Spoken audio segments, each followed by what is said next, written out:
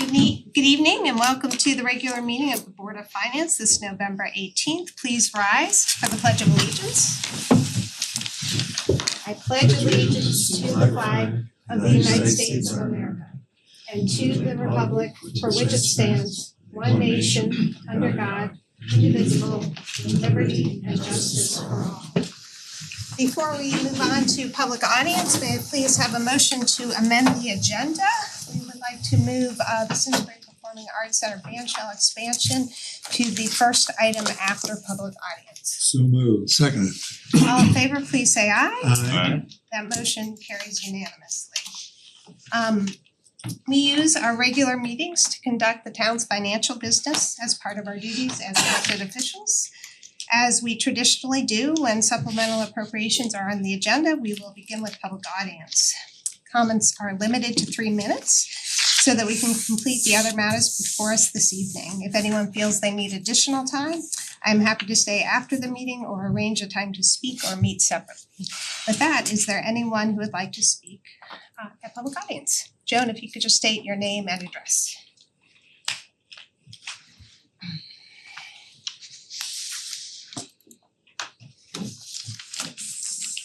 Joan Poe, 26 Whitcomb Drive. I would like to express my concern with the appropriation of additional funds for the Simsbury Meadows bandshell expansion. It appears that the project is going forward without the completed funding. The land is being prepared for the building with backhoes and heavy equipment in place. Why are we having hearings on the viability of the project if it appears to be full speed ahead? This charade must stop of asking the public for input for funding when the project has already been started. There should be a taxpayer's revolt when our elected officials approve a project that is underfunded and will only benefit a private organization, the Simsbury Performing Arts. In May of 2024, the Simsbury Performing Arts Center bandshell expansion Next Act project was approved at a referendum. The promises were made by the Simsbury Performing Arts Organization that once the grant money of $900,000, the referendum with an appropriation of $2,782,881, that they would collect additional funding to the completed project. They raised $1,032,881 in donations and stated they would pay for all additional costs. $500,000 in capital reserve were used to complete the project as presented. The costs have increased. Now that there is a shortfall in the costs, the Simsbury Performing Arts Organization is asking the taxpayers to appropriate an additional $388,000. This appears to be a blatant mismanagement of the general fund. Special appropriations should be used for catastrophic events, not for private organization on town land for their personal benefit. The Simsbury Performing Arts Organization should pay to play or the project should not go forward. At the November 7, 2025 meeting of the Board of Selectmen, there was a 4-2 vote to move the project forward. The Democrats voted in favor, the Republicans voted against. There is a contingency plan if the project is denied for lack of funding to reinstall the trailers that have been used for many years. Simsbury Performing Arts personnel are on record that they will pay for overruns once the taxpayers approve the $2,782,881 expenditure. Has the town received a cost analysis on the long-term cost of maintaining the building, all other costs associated with the building, and who is responsible for the costs? Will this become another shell game of encumbering the taxpayers for costs hidden in the project? There is also additional costs associated with a referendum vote. What is the cost? According to artificial intelligence, it's between $20,000 and $35,000. If the Board of Finance approves the project for referendum vote in December, it will probably pass with all the lobbyists and special interest groups voting for the project while the taxpayers will foot the bill. There will probably be more overruns with change orders and cost increases, and who will be expected to pay? Our officials are using the referendum as a cover for their failure to deny the political project while increasing the taxes on hardworking residents for a private performing arts building. Our elected officials are using the referendum as a mechanism to kick the can down the road, knowing the next stack building is a political gift to a small active group of activists for the Simsbury Performing Arts, and refuse to admit that this project is a gross misuse of public funds. The Board of Finance can reject this project now and should not continue with this charade that this is a viable and beneficial project. The Board of Finance are the gatekeepers for the purse. Do what is fiscally responsible and deny the project as presented. All of my comments will be posted on Simsbury Patch and Twitter at Joan Cole for your review. Thank you. Before we go on to Tom, we're just going to take a point of privilege here and recognize some outgoing members. We have tonight the last meeting for Art House and Todd Burke, and I just want to say a couple words about their service. With Art, the town is losing one of our most accomplished civil servants whose career spanned decades. Art made lasting impacts here, both locally, nationally, and internationally. He has a keen mind, strong, analytic, and kind are his hallmarks. He sets a model for all of us to live up to. For those of you who do not know Art, I thought it was worth mentioning some of his civil service. He has been Chief Cybersecurity Risk Officer for the state of Connecticut, Chairman of Connecticut's Public Utilities Regulatory Authority, sometimes referred to as PURA, Director of Communications and Congressional Relations for the Director of National Intelligence. He holds a top secret security clearance. He has been an economist and loan officer for the World Bank. He was Chief of Staff to former Connecticut Senator Ribicoff, Chief of Staff to former Senate Majority Leader Robert Byrd, and Legislative Assistant to Senator Chris Dodd. His Senate projects include the Camp David peace negotiations. I'll say that again, the Camp David peace negotiations. SALT II, the Panama Canal Treaty ratification, and Tokyo round trade negotiations. And of course, to us, his most valued contribution was as a member of this Board of Finance. We are grateful for your friendship and your willingness to contribute locally. I'll give other members to say a word and then we'll move on to Todd. If you want, it's okay, you don't have to. I'm going after that. Okay. I will just add, because Art has served as one of my mentors on this board. I can't refer to the gentleman on my right as new Art any longer. but Mr. House will always be classic Art in my book. Well, sir, It's been an honor and a privilege, Art. thank you. Thank you. And we have Todd Burke, who has joined us for but a short time. He came to us at my request, and so I am forever grateful to him. Todd has a Juris Doctor from UConn, a bachelor's degree in mathematics. For those of you who don't know, he reads math-related books while at the beach. And he has also read The Power Broker. That should be full stop, everything you need to know. His longest streak in completing daily puzzles extends over 2,300 days. He has worked in the insurance industry for over 35 years as an actuary, as an attorney. He has served as chief underwriting and risk officer. All of this to say, like Art, he is super nice and super kind.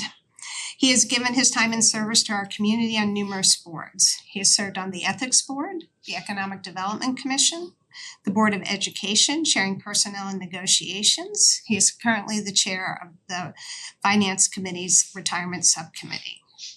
And on this board, although a short time, he has had meaningful impact.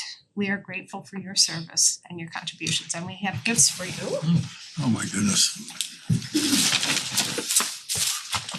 I forgot, everybody can say nice things about Todd too. Say nice things. Yeah. We will miss you. Yes, It's not, no. right. I'll take it. There are 3 things in there. There's Simsbury mug, I'll just tell you, Oh. because we raise a glass of cheer to you. Thank you. There are fancy pen that Wow. Mr. House tells me is often used at the State Department. So Wow, you each have yeah, that for thank your you. sharp analytic skills on the budget. Thank you. And then there's a box of chocolate because we hope you remember this time as a sweet time. Oh, thank you. Wow. All right. May I just say thank you first to Yeah. respond? That catches me completely off guard. Totally unprepared, but I wanna thank the members of the board. We operate collegially. I have never seen partisan rancor. I consider every one of you colleagues. We've worked very well together. And it's been a pleasure to do that. Of all the things that you drug out of my resume, the one you didn't mention, I've really liked municipal service. I started as a volunteer firefighter and served 6 years in East Granby and thought as a youngster going into burning buildings and stuff that municipal service is probably better than all that national and international stuff. Secondly, this board, the town, is blessed with our chair. Somebody who's been first selectman, who's an attorney, who understands finance, who understands all the literature on this. It's about Simsbury has the finest chair of a board of finance in the state. And it's been a pleasure to work with you, to support you. I must say there have been moments of sheer terror when I thought that as vice chair that you might not be available. I might have to sit in to replace you. To the newcomers out here, I would just say, we didn't get you from central casting. We got you because you're qualified to serve and you were voted in. So hit the ground running. I'm sure you will. And your members in full-fledged. There's no probation period. And finally, just thanks to people of Simsbury for giving me this chance to serve. It's been an honor.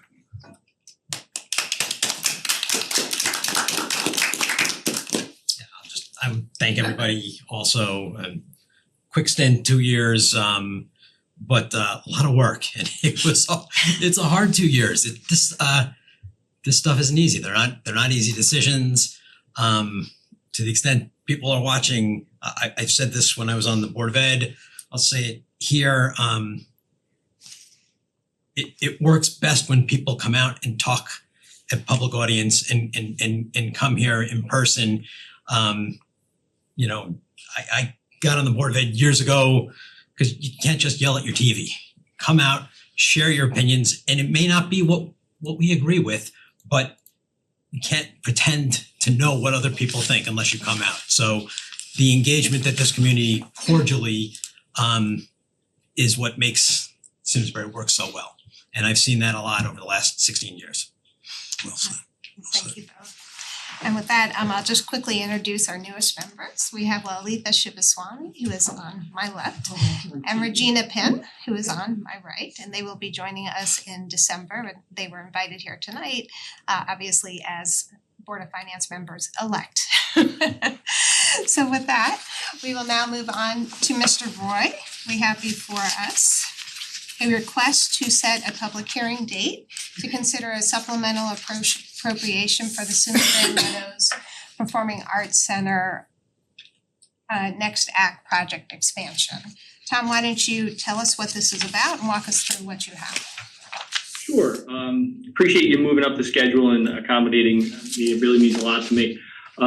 If I can, I'm going to try to share my screen. I did a really quick PowerPoint just to kind of walk us through some of the issues, and I know there's a lot here to unpack.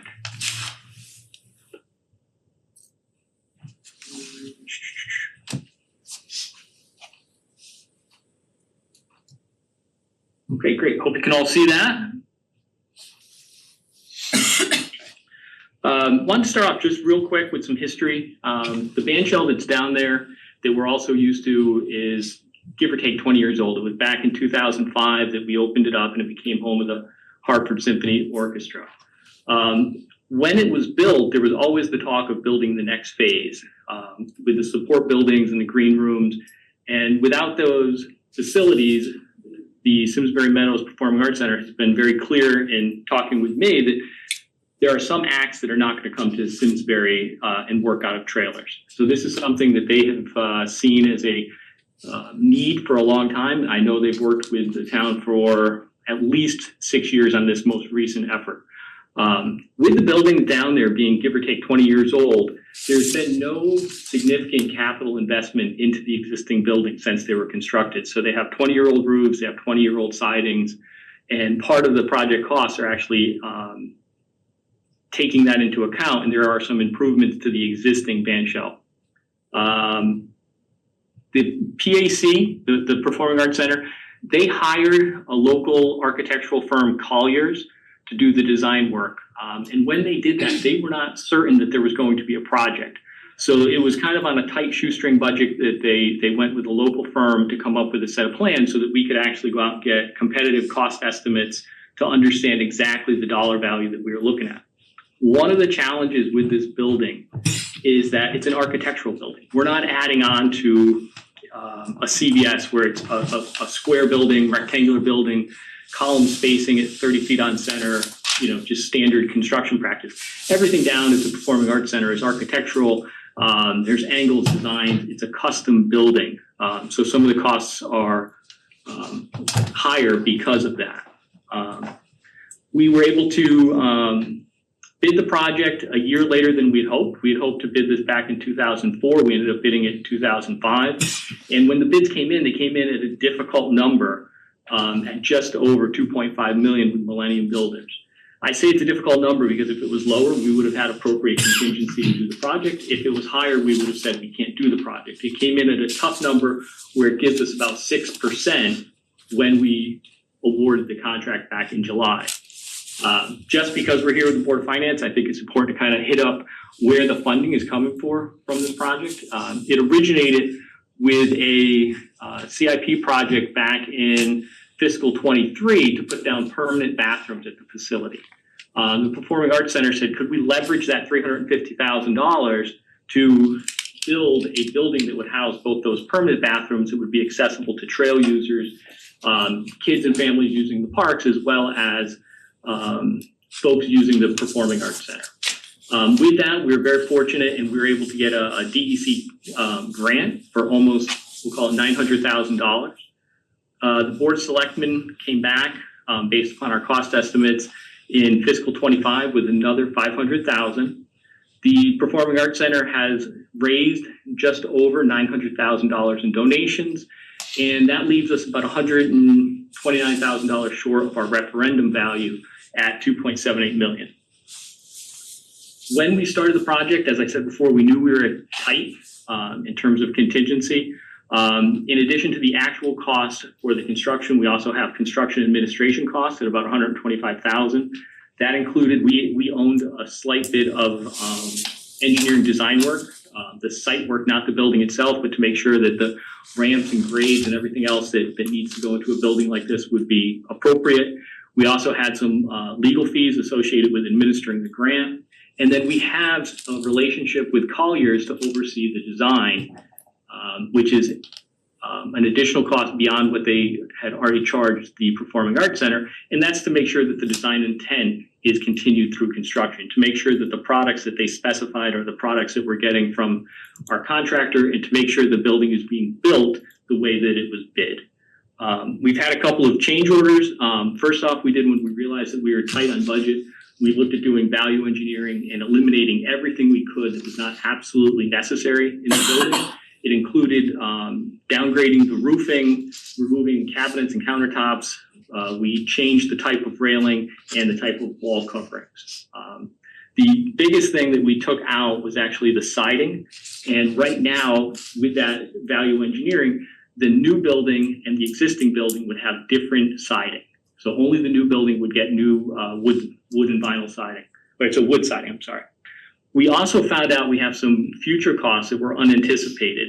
I'm going to start from the bottom up and go. We had utilities that were located where the new building was going to be that were not identified.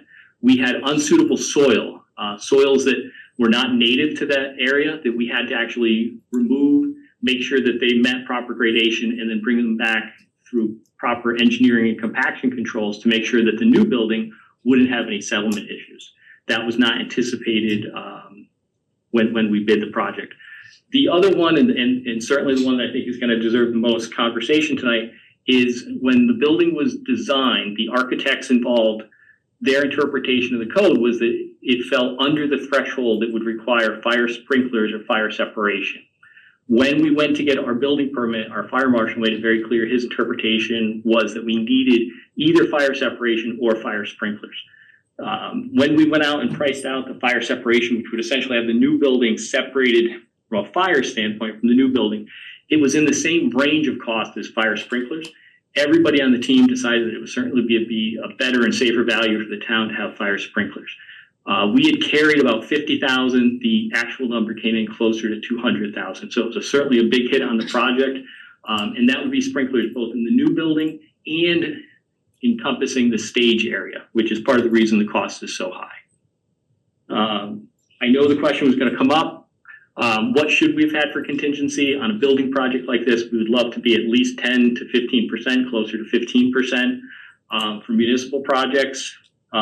We had carried a little over 10% as a hard number. There was also some smaller contingencies built into the construction cost estimate, so we were comfortable that we were somewhere closer to 12.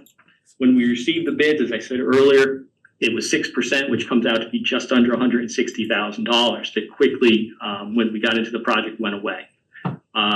With that 6%, we'd already taken into account the value engineering, and we had an estimate for the unsuitable soils. The fire sprinklers are the one that put us right to our limit, and that's why we really wanted to go to the Board of Selectmen and to you, the Board of Finance, to say we don't feel comfortable moving forward with this project without getting something to protect the town. We're looking at $388,000 as supplemental appropriation. The reason for that: unsuitable soils, relocation of the utilities, the fire sprinklers, and the fire service. As part of that fire system, we actually have to bring in a new main all the way from Iron Horse Boulevard. It's either going to be a 6-inch or more likely an 8-inch pipe all the way from Iron Horse Boulevard. It's going to be almost 500 feet. So that's a substantial cost. The nice thing about that, in talking to the fire marshal, is there's always been a desire, separate from this project, to have fire protection down there in terms of at least a hydrant. And he specifically brought up the case of what if there was ever a fire, a car fire, for example, as people were exiting after a concert. There's traffic, there's congestion. How would they get a fire truck back there? If you have a hydrant, you have that much more protection in the event.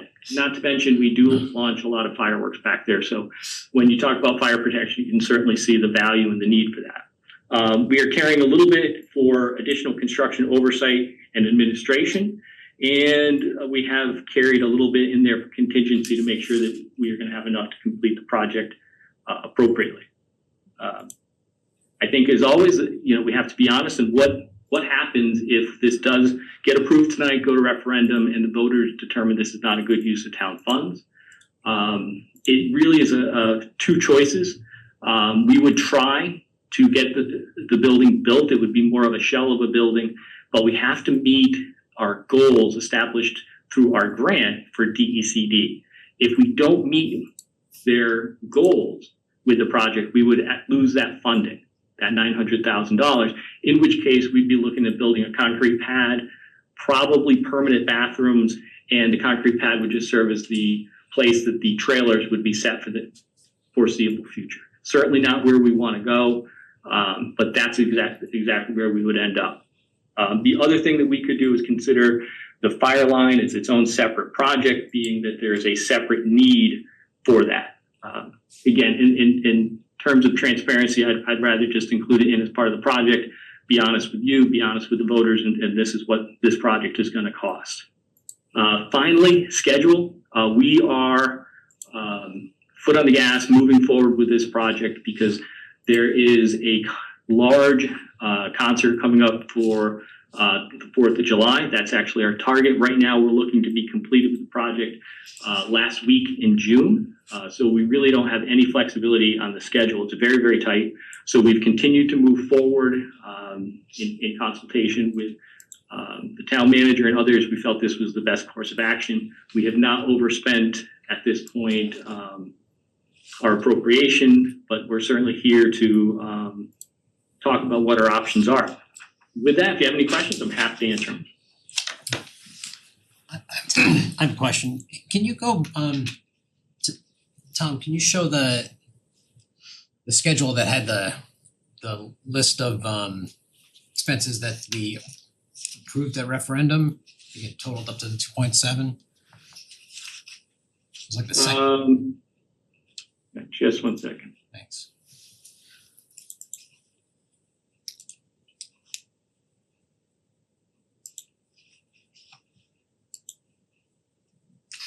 It was like the third or fourth slide.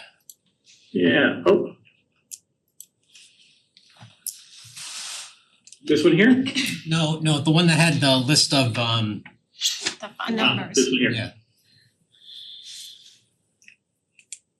Am I at the right spot? No. No, I'll just I mean, while you're looking, one of the things on that list was there was 128,000 unfunded, and I just wondered where that money's coming from. Is that included in the 388? That is not included in the 388.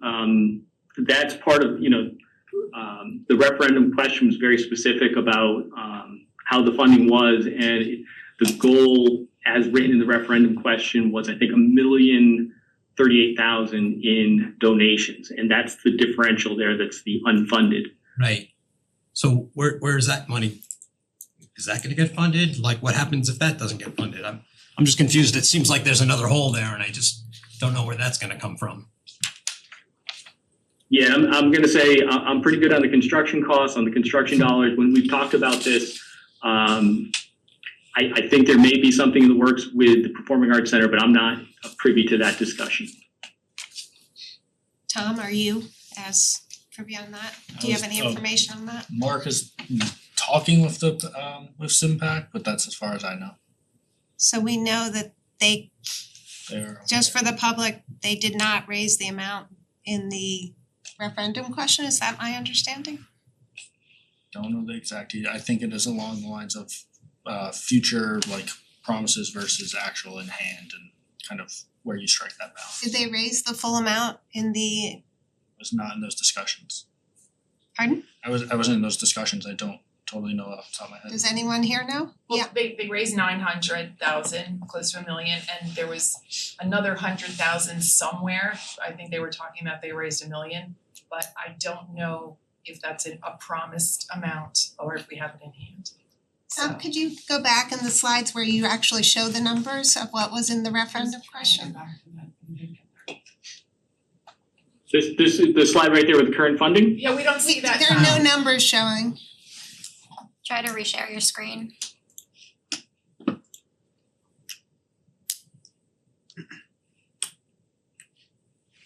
The point is that Is it up now? Yes. Yeah. so the Sorry about original that.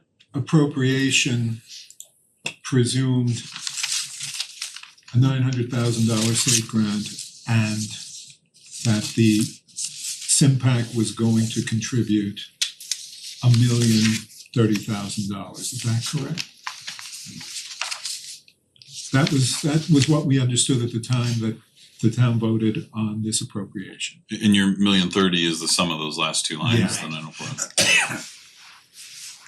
Yeah, what was, the original project sheet, Tom, can you bring it up? What was the funding sources? That's what we're trying to get at. It did say 1 point, whatever that adds up to, 1.2. So it didn't say 904?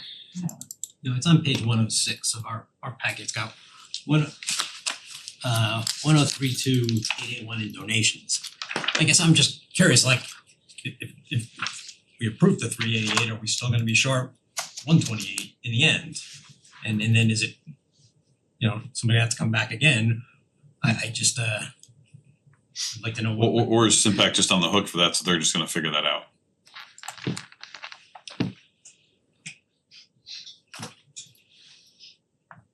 I think where I think there may be, and again, I'm trying to fill in the blank here. The cost of the design plans was in the realm of 100,000, so I think that's where there's ongoing discussion, where the Performing Arts Center feels they raised $1 million and they feel they've kind of met their obligation. But I also think there is, as Tom Fitzgerald mentioned, there's some ongoing discussions and there's some future payments. But unfortunately, neither of us have been actively involved in those discussions at this point. Tom, is the money you're asking for, the 2782? Do you need the 128 to do this, or will you have to value engineer down if that money doesn't show up? We would value engineer back down, which is certainly not our goal. The other thing I'd like to say is our intention with the 388 would be to complete the project. It is not to pad out the project to be that full value. Both myself and Adam Kessler, as the ones responsible for this, have been very clear that our goal would be to return as much money back as we possibly could. And the town gets the first dollar of that return? Yes. And how much contingency, if we approve this, will you now have for the project? We'd be carrying 10 to 12%, and the reason it's a little vague is it depends on which items you consider to be contingency versus which items are needed. But we feel fairly comfortable, and we would be adding back in a couple of the value engineering items. Not all, but a couple. Most notably the siding. I certainly think for a building of this magnitude, we should have a uniform look to the outside of the building. The existing siding on the band shell is 20 plus years old. And then we would probably be adding back in the cabinets and millwork. That's about it. The roof, we actually, I think, came to a good place with a less expensive roof. The long-term plan there is to put solar on the roof. Same thing with some of the other products. But those two things we would be looking to add in. But similarly, if something went catastrophically wrong, they could be pulled back out. You had mentioned at the beginning that this project was delayed a year in going out to bid. Can you just talk about the reason for that? We were waiting for the funding to be raised by the Performing Arts Center. Did we anticipate an inflation accelerator in our initial projections? Should that happen, or did we just have to absorb that inflationary? It's usually about 4% a year. That was exactly what was the discussion back in July with should we award this or should we not award this? It was because I would say, quite frankly, our estimates were pretty accurate. However, you add one more year of inflation, the bids came back in higher than our estimate due to that year of inflation. And that dropped us from our ideal 10 to 12% contingency down to 6% contingency. Tom, what is the cost per square foot of this project? I don't have that right in front of me. I'm going to tell you it comes across as very high because the addition is not very large, but we're also doing work on the existing band shell. And as I mentioned, this is a architectural building, so it's not straightforward, easy, off-the-shelf components. Tom, could we have that number if this board approves this for public hearing at the public hearing? You can certainly have that, yeah. Back to the 128 really quick. Yeah. So as you guys are going through, because it sounds like a lot of this 388 is to actually like be a cushion for you, and I get that to run a project this big, you need some sort of cushion that you can't always have to come back to us for every dollar. The first dollar that you need though, does it go to the 128 first and Simpac has to come up with their 128 first, or are they behind us? Like we'll blow through the 388 first and then you'll ask them for the 128. Like I'm still confused because it's just an unfunded piece, and are they in front of us or behind us? I don't know, Amy, if you'd be better qualified to take a shot at that. Sure. So the full 2.7 is already approved by appropriation. Tom has the authority to spend that. And then he's going to need the additional 388 in conjunction with that for a contingency to finish the project. So that's what we're looking for the additional appropriation. The funding sources are different. So he has to spend, theoretically, he doesn't care about the 128. That's between the PAC and the town manager. He has the permission to spend 2.8, and then he's going to spend the 388. Now the discussion is going to come between the town manager and the PAC as to where the 128 comes from. If there's discrepancy in the PAC thinking that they already paid the $100,000, I don't know what those conversations are, but they're going to have to work that out.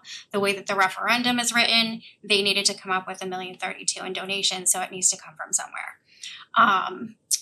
And then the 128, I was in some discussions on the back end. The 128 also could be pledges where they don't have it in hand. And in the accounting world, the pledges are just as good as cash in bank. So I'm not sure on the specific scenario, but for Tom, he needs 2.7 plus 388.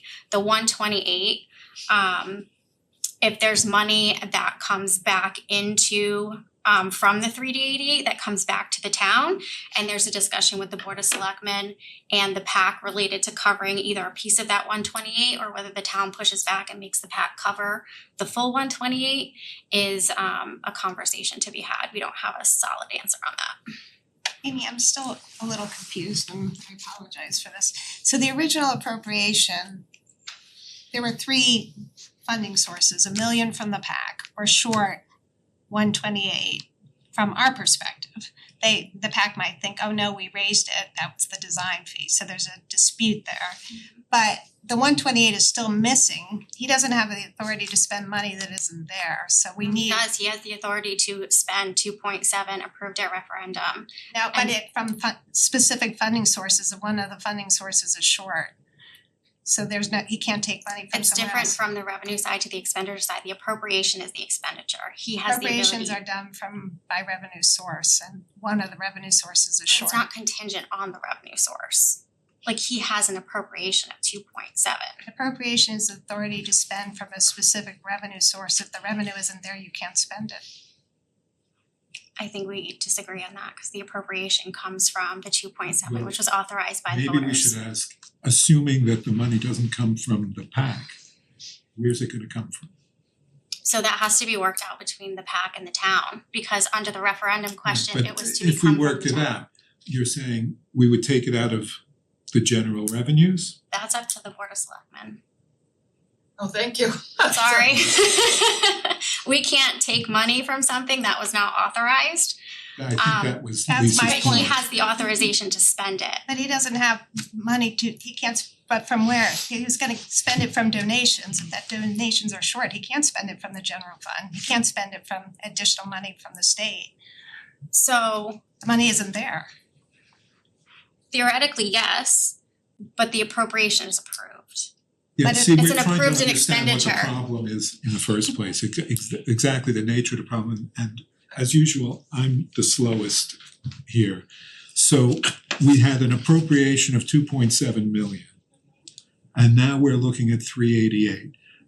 And if we put those two together, have we covered the total cost of this project? Yes. But some of the money might still come back because that 388 includes padding out the contingency. Correct.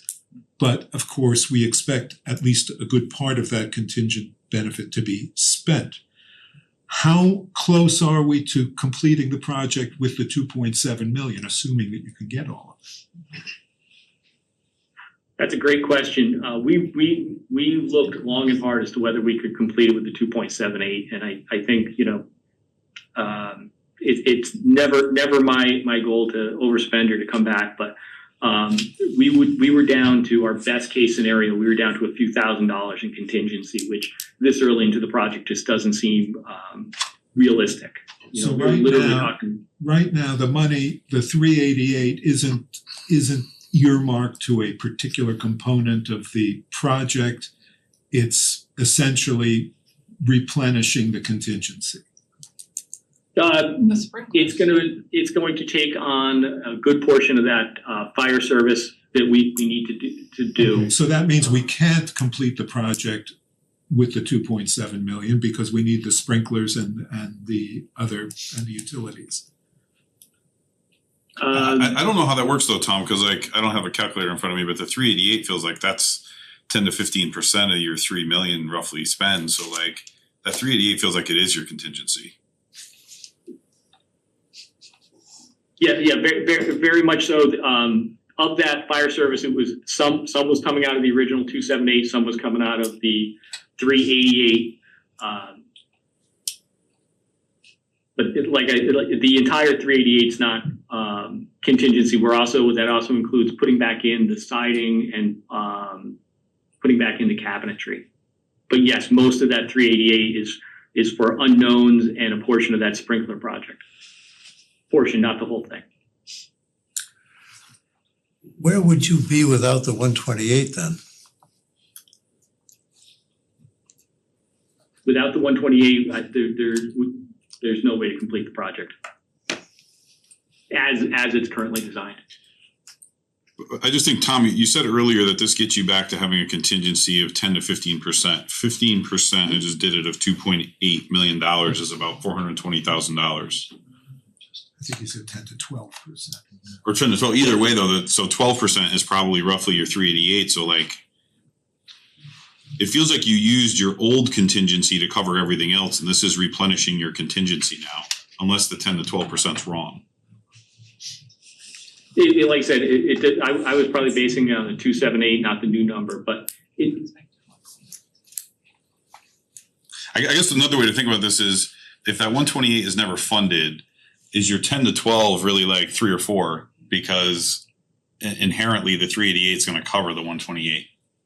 Like, are we really razor thin again until we understand if the PAC is going to cover that 128?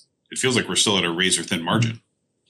Unless I'm missing something. That's where Or unless, and I don't know if this is possible, in the referendum, can we make it clear that we won't touch the 388 until the 128 is figured out? So so I mean, think of it like bonding. We have an authorization to do a capital project, and Tom has the authorization to spend those expenditures based on that. We don't have the money in-house. Sure. So we replenish what we spend.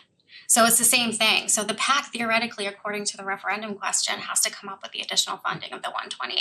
What if they don't? Like, as a taxpayer, like what if they just never came up with it? Who So they pays it? could, I mean, then there has to be some sort of agreement with the town to either reimburse, or we have to like see the Can pledges you put that in the referendum though, I guess? I don't know if you can put that in a referendum. I thought that was part of our conversation a year ago. We said, okay, we'll do this, but we've got to commit to the million.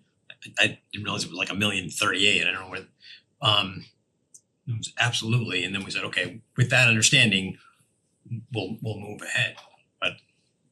So I think there is some, and Lindy, you can help me out if I'm misunderstanding, but it sounds like there is a difference of opinion as to whether the 1 million was raised.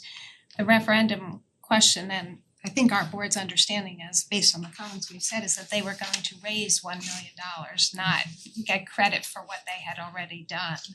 But the PAC's understanding may be, no, we expected to have credit, so there seems to be some discrepancy. We're gonna need some clarification There for is- that. yeah. I There's- think at the that's- public hearing, is that an That's accurate fair. It seems fair. sentiment? Okay. So if we could please get some clarity there, we'd like to understand. There's something I don't understand though in this whole thing, is where does the number 388 come from? I mean, how did you arrive at that if you don't know how much of it is contingency, how much of it is going to pay for the cabinetry or the sprinklers? That's a good question, Bert, and I think it comes down to definition is the cabinetry number contingent? And I would argue that it's part of the contingency because it's something we don't need to hit our goal. We can finish the project without that. So again, if something, and we are far enough in that some of our risks are waning at this point, but if we came across contaminated asbestos, Right. okay. But I just and mean, instead it's back, somebody sat maybe down we- with a pen and paper or pencil or a computer and said, and the end of the process was 388, and I don't understand how you got there. Yeah, and again, it's the unsuitable soils, it's there's still a piece of that that's coming out, the relocation of utilities, sprinklers, we're carrying some funding in that, which again, it's a defined contingency, but for winter conditions, for example. So the sprinklers were about $200,000, I think you said? Yep, a little bit more than that when you bring in the fire service, and we were going to add in the fire hydrant as an additional safety matter. Oh, there, I see. Oh, so the sprinklers and the service, it comes to over $270,000. So that increased the cost of the project by $270,000, and you're saying, well, we've reduced we've value engineered away some of that money, but we don't know exactly how much.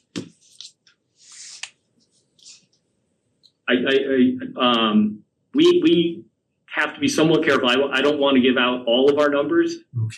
in great granularity, just because we do have a contractor that's currently working with us and some of these numbers aren't finalized with them.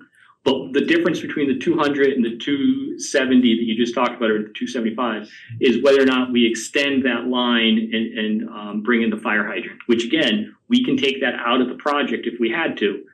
But as a matter of public safety, and we're doing this project, if we were to approve the 388, that is the type of thing that we would like to add into the project. And when in the course of this whole process did we discover that we needed the fire sprinklers? The fire sprinklers came about probably September timeframe. There was some talk of the fire separation and then, yeah. Was there any way to have brought this during the November referendum? Was any thought given to that, or?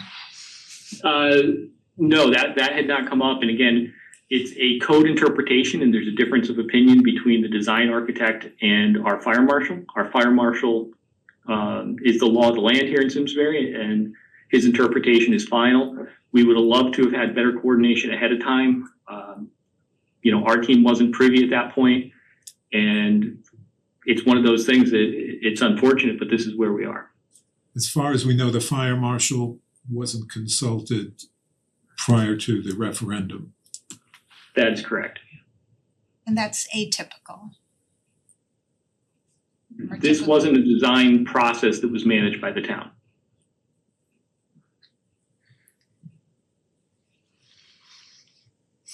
Okay, and one question was asked at referendum, which I thought was a fair one. What are the operating costs of this project? I noticed on the original project sheets when I went back, there were none, and that doesn't make a lot of sense to me with utilities and cleaning and stuff like that.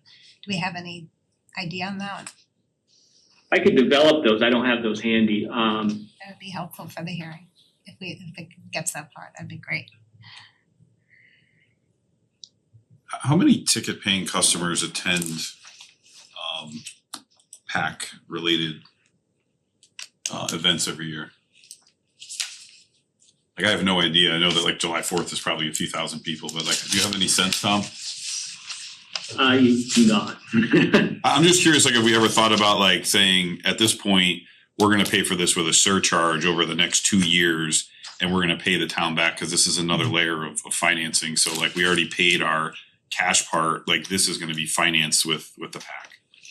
I think that was brought up with the town manager discussions with the PAC. It's certainly something we could revisit with them.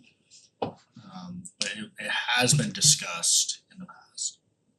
I just think like when I think about this, for me at least, I mean, the PAC is an amazing thing. It's one of the top probably 3 or 4 things we have in the town that makes the town unique. So I'm a huge supporter of it. But it's a business, right? Like there's a revenue and an expense component of this. And I feel like we talk a lot about the expenses, and I get it, like to have, but by talking about the expenses, it's a little bit dangerous because it's like looking at a new car and then they show you the next one that's a little bit nicer. Of course, it's nicer. So I get that, but how could we go about paying for this in a really smart way for the taxpayers of the town? Particularly when I think about what I also don't know, and there must be statistics about this, how many people from out of town go and enjoy that as well. So that would be really interesting to think about how we could work with the PAC and fund this in a way that it appropriately puts the cost where the cost should be. I also don't know, we talked about there's additional shows that we're gonna get. Are we gonna get 3 more shows? Are they gonna have 10,000 people? Can we put surcharges on those shows? So it would be interesting to just have more of a financial conversation about, how to fund this. And also for Wendy, we'd be looking sort of what deliverables. We do this and what great things happen, to Art's point. So I just wanna go back, it sounds like the gap is a promise of funding that has not come in yet, but I don't have that on paper. And say that again, what you just asked me. Just what does success look like? I mean, if we do this, will we have, to Art's point, are you planning on 3 to 5 more? Cause I know when we did the initial study, the big detriment to new acts was lack of a covered. So I'm not the director of, and Yeah. I would like to have a say over who they bring to town. But I know it's beneficial to the HSO, and that, I was gonna say something on the tickets. When the HSO comes, that's their money, I believe. So I don't know how that works, but they like own the PAC for July. So as far as adding to the tickets or something like that to generate revenue, that would have to be a separate deal.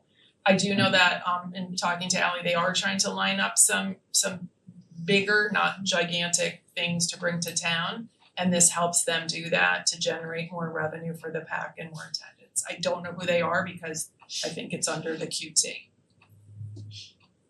And Tom, do we know, does the PAC offer events that are free to the public, or are they all fee paying? I think there's a number of events that are essentially free to the public. I don't know on some of those if somebody else pays for that or if it's the PAC is donating it, but I mean, everything right down to Simsbury High graduation. At Connecticut Ukes, I think they play, the ukulele people play there, I think that's free. There's a few, Yeah, there's a few. yeah, and some fundraisers hired out.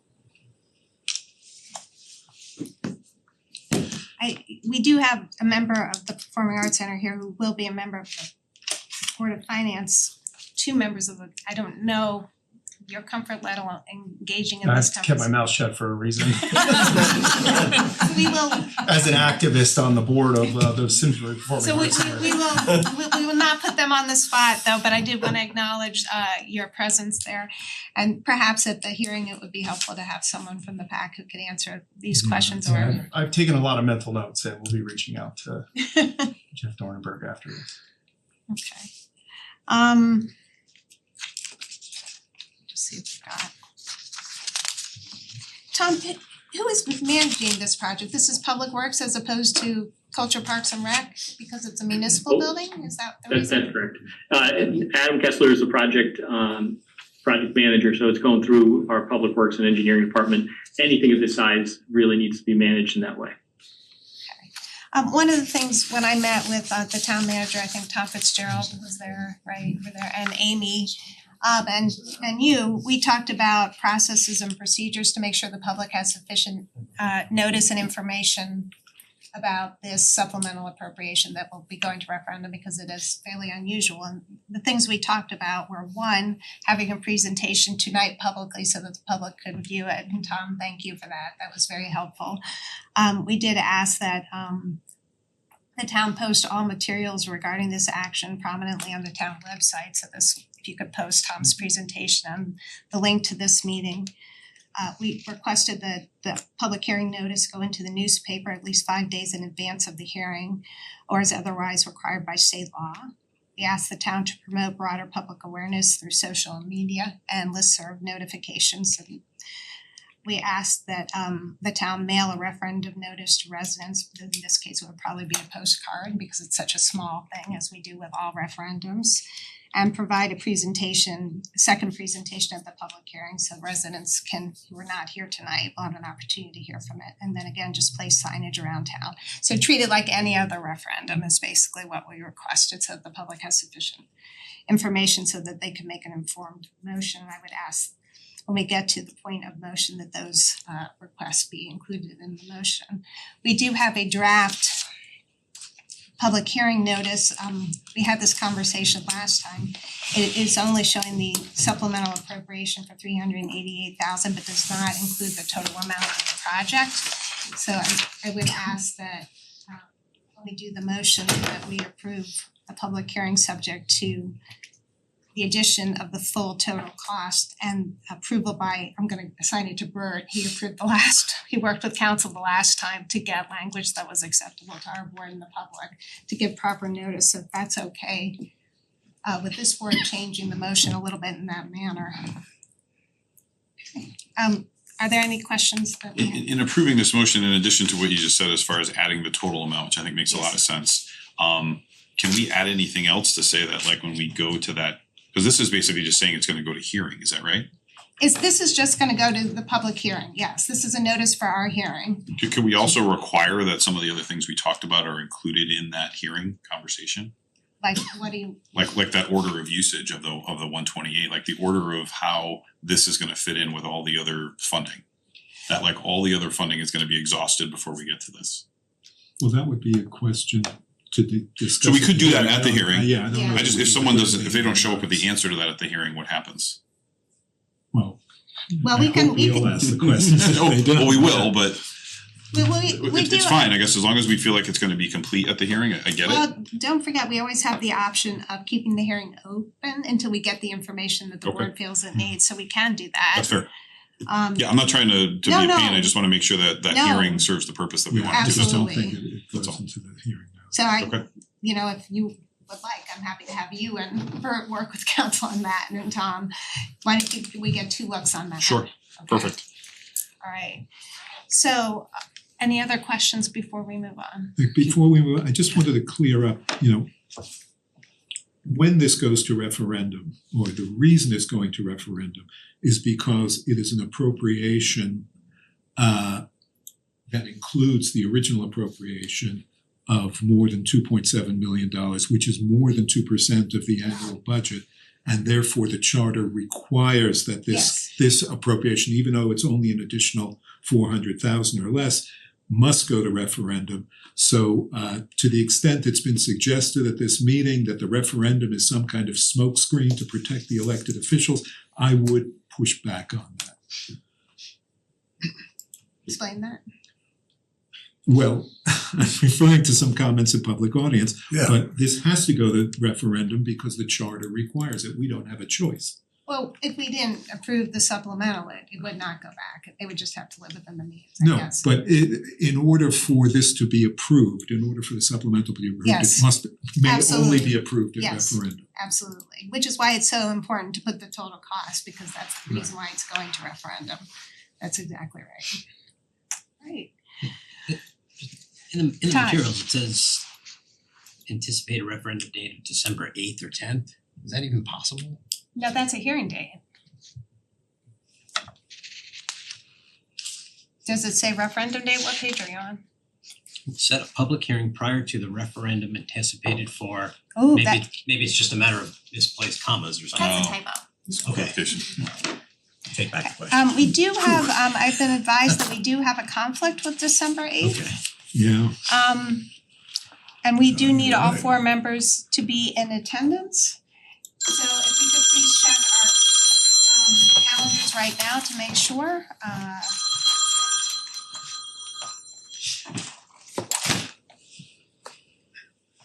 Regina, could you check? I need Regina. Believe Mike has I'll be recusing will myself. be recusing. But he counts And towards the Lalitha quorum, will doesn't be he? recusing, so we do need to get the rest of us to make sure we can be cause I cannot lose any one of you. Fortunately, I'm gonna be out of town on December 8th. And when? I'll be out of town on December 8th. Will you be back on the 9th? I won't. If you guys wanna come to Bermuda with me, We could do that. We could totally do that. Would you be able to call in if I needed you for that vote? Or can we do I it the could do the 15th? 9th, I guess. I could do the, let me 9th? see. We couldn't get a room for the 9th. I could do the 9th on a like on Zoom. So Amy, I would just say if it's important to the town, perhaps someone could adjust their schedule. Cause we can't do a vote without 4. I mean, I can check with the library.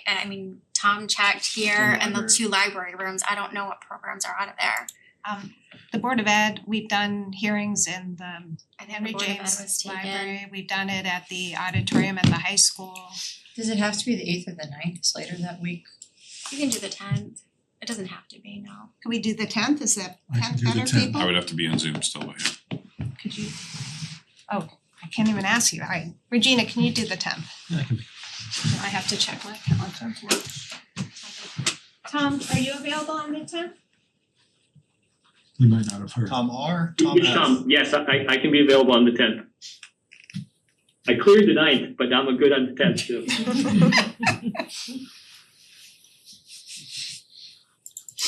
My students are getting their final exam a week early because I cleared the 9th, so they're very happy. Okay, so I'm available on the 10th. So if the 10th works for everyone, Yes.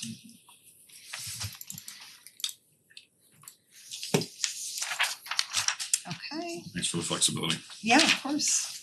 Well, we need everyone, so thank you.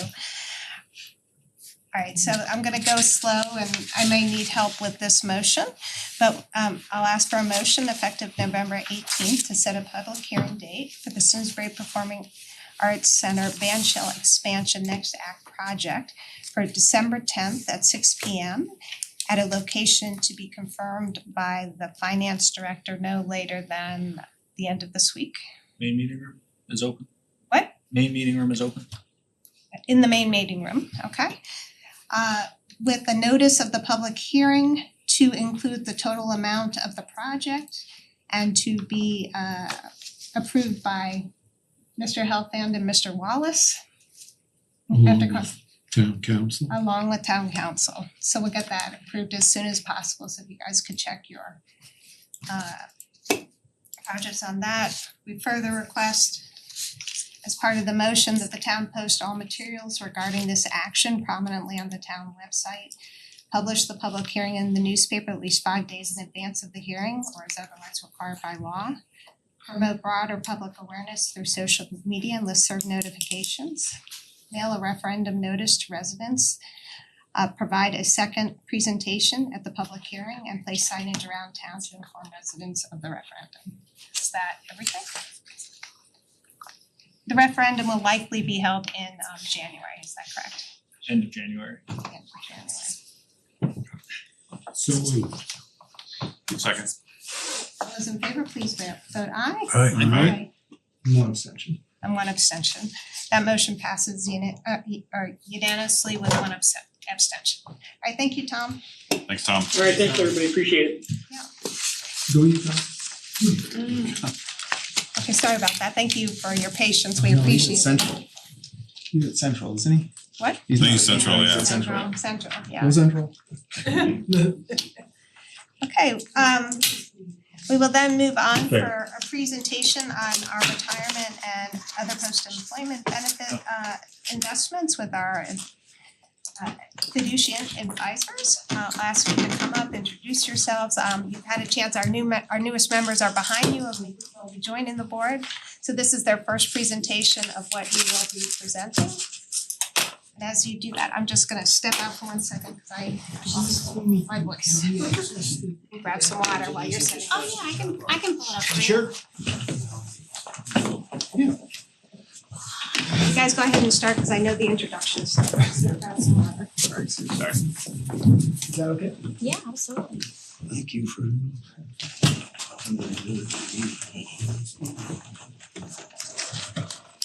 Thanks. I thought I'd heard a rumor at the Maple Tree that the Rolling Stones next July might be on the docket, but that might just be. Yeah. No, actually, it's gonna be Taylor Swift, so. Oh, even bigger at this point in time.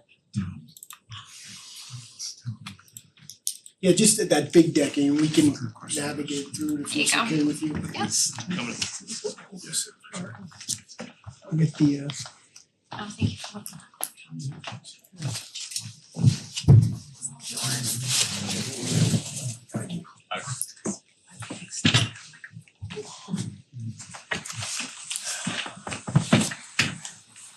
And when you go through, if you could just avoid acronyms, because we do have some new members here. Yep, Thank you. And old curmudgeons too. Right? All of us.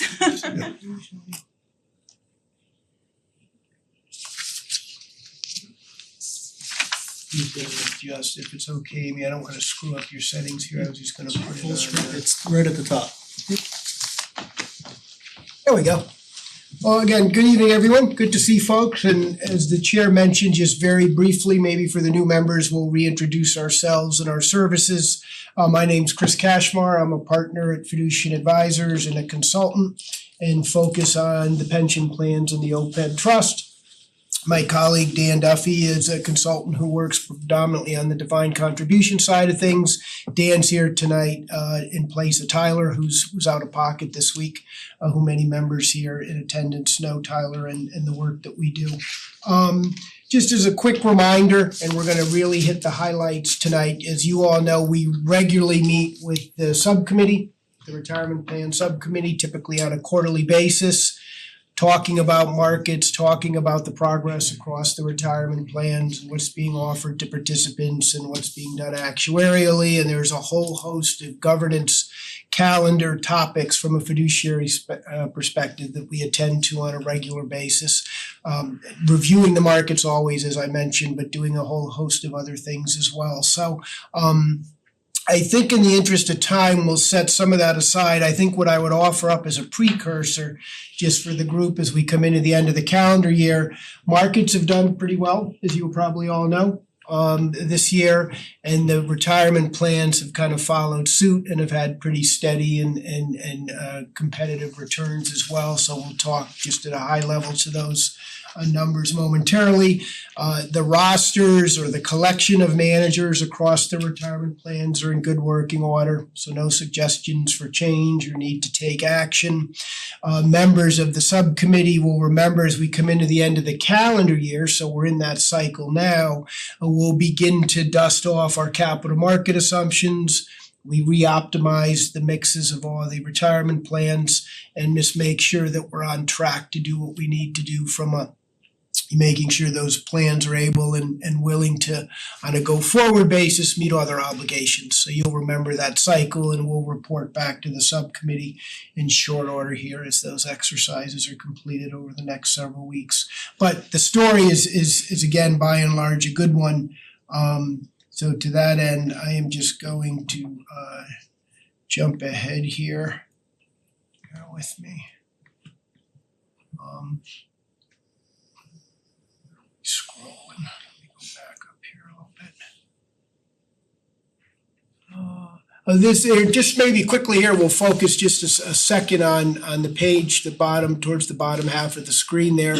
You'll see to the point made, right, that we've had very good returns in markets. These are calendar year to date numbers you see there in form of the vertical bars.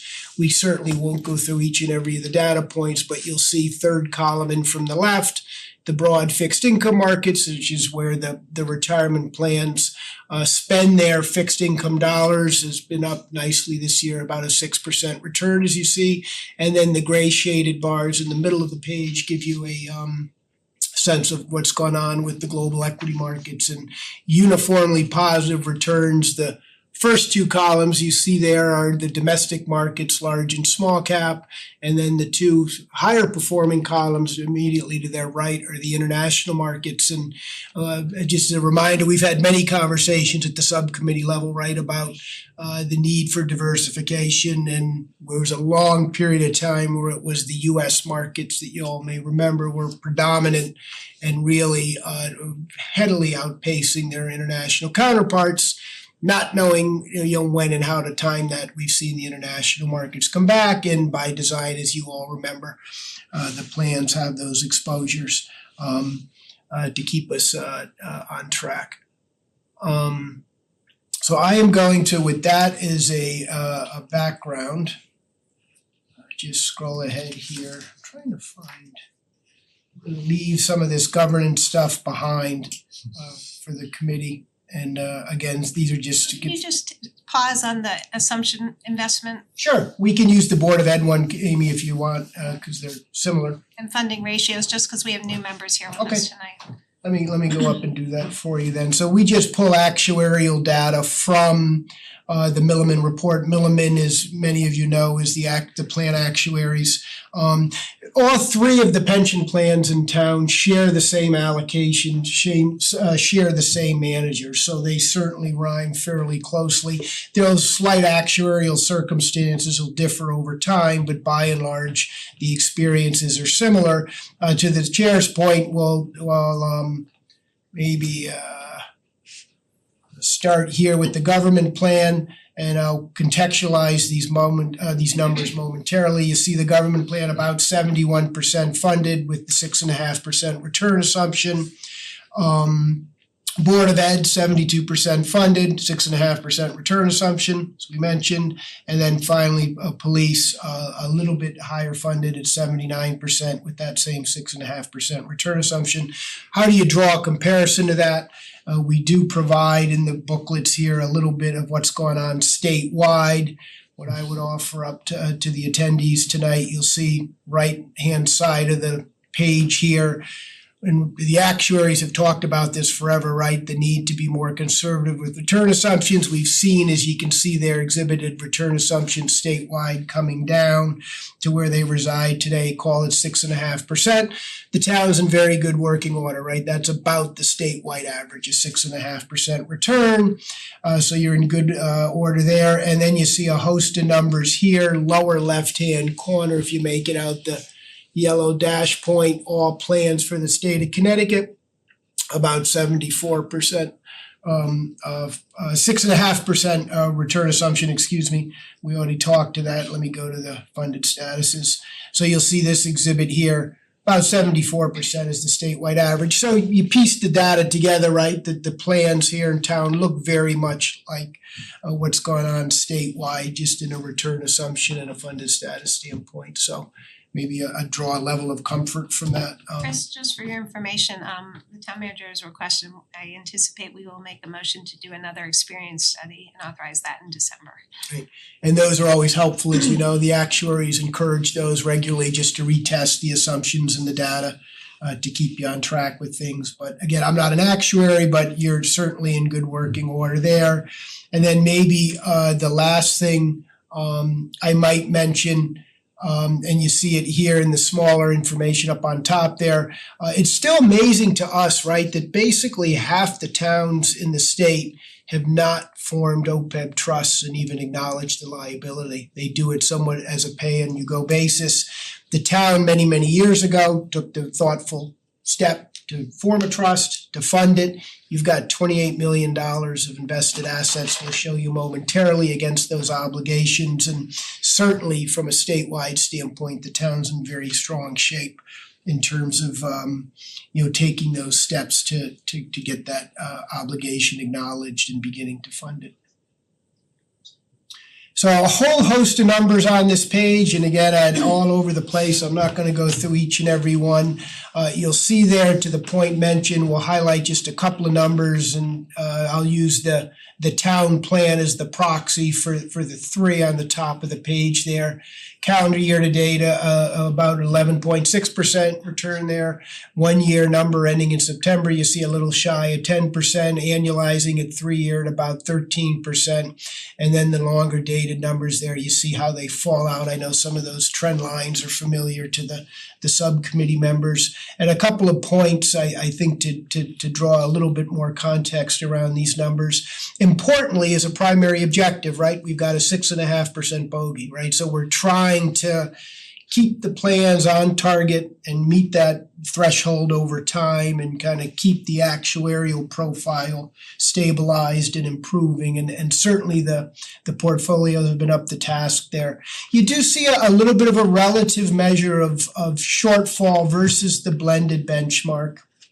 The subcommittee members probably this will ring true to, but when you look at the complexion of the managers and the returns in the middle of the page there, we won't go through each and every one, but there are periods, and we well know this across return cycles, that certain manager styles and approaches will be a little bit out of favor. And we kind of accept that and know that that's going to be the case. And with the benefit of time, those managers that we're underwriting and do due diligence on your behalf typically repair those relative shortfalls and come back into favor. So we happen to be in a period right now, particularly the 6 months ending in September. It's been a really, really challenging market for active managers. And I won't bore you with all the gory detail, but the two things to be mindful of is we have extraordinary concentration in the US large cap markets. Those big 8 names that you've read about, the AI hyperscalers, are 60% of the capitalization of the S&P 500. 8 names are 60% of the capitalization. That's quite a big, just a few years ago. It's historic. We've never had that kind of concentration before. Any type of an active manager, right, from a diversification profile needs to be aware and sensitive to that. Moreover, a lot of those names under traditional metrics are pretty highly valued. Right, so again, a disciplined active manager is going to be thoughtful around those exposures. That's been a relative headwind. And then in the lower capitalization segments of the US markets, and we didn't put the data in the booklet where we'll share it with the subcommittee at a forthcoming meeting, you've had this extraordinary dislocation between low and high quality names. And the active managers in your program, as you would expect, right, are gravitating towards companies that have consistent demonstrations of revenue growth, that actually earn profits, that use leverage in a thoughtful manner, right? And things that are all kind of attributes over long periods of time of good performance. Those names have not kept up with the lower quality names in the indices. No earnings, high leverage, high short interest, things that really, right, disciplined managers just aren't going to be compelled to put your capital to. And we accept that and know that. We've had a very aggressive speculative market in the small cap arena. Things we think will start to turn and broaden, and again, those active managers will rotate back into favor. So again, I think the story is a good one. The allocation, the program's diversified, as we always talk about, by design, and a lot of work is done behind the scenes with our research team on your behalf, and then moreover, the subcommittee, as I talked about, right, is meeting actively, and we're talking about managers, and on occasion we'll have to recycle names, as folks know, right? We will have conversations around certain managers where there's a higher conviction idea for that portion of the program, and we'll recycle that capital accordingly with the input and approval of the subcommittee. Any other questions on pension? Again, I want to be sensitive to time and know that you got a busy agenda, so what I might just do quickly, we'll share with you the similar kind of a setup here for the OPEB trust. And again, as mentioned, I think in the middle of the page, what is most important there is extraordinarily, you've got one of the largest trusts in the state, right, at $28 million. So that's just a terrific testament to the forethought there. The largest in the state? Well, among the largest in the state are, yeah. I'm trying to think out loud of certainly plans your size that are similar. Weathersfield has a similarly sized OPEB trust. Avon has a decent number of dollars in the ground as well, but a lot of towns we work with have just kind of started trusts, and they have a couple of $1 million against what is often a multi-$10 million obligation. Just for the sake of the public and for to make that clear, you're not saying that we have the largest liability in the state. No. We just have The assets against that liability. Yeah, oh, absolutely, yeah. And listen, if you think of the big cities, right, they have hundreds of millions of dollars of OPEB obligation. I'm not suggesting the town's anywhere near that. What I was suggesting is the assets to support it are very high. And But what that means is we've been foresighted in setting this up. yes, absolutely. One of the things this board, for members of the public and our new members coming on in December, we will be talking with our actuary. We don't actually use the trust. And so we'll be looking at using the trust as it was designed to be used, and how we would transition that use when it's appropriate to do so. And that's a common conversation we're seeing around the state as well, as these things have seasoned and matured, right, kind of changing the mechanics of it and how you use it, for sure. I won't go through the rest of the numbers in the interest of time. You can see on the top of the page there, a good, strong, consistent, compelling returns for the OPEB trust as well. So I will, with that, absent any other questions, we'll cede the floor here to Dan, and we'll do another just quick 5-minute update on the defined contribution programs that are available to town employees, right? And that's again a purview of the retirement subcommittee and ultimately the Board of Finance, but a lot of good work's done there as well, so. Awesome, thanks for those thoughts. Try to squeeze through. Thanks, so as Chris mentioned, Dan Duffy's gonna give a quick overview on the defined contribution plans the town sponsors.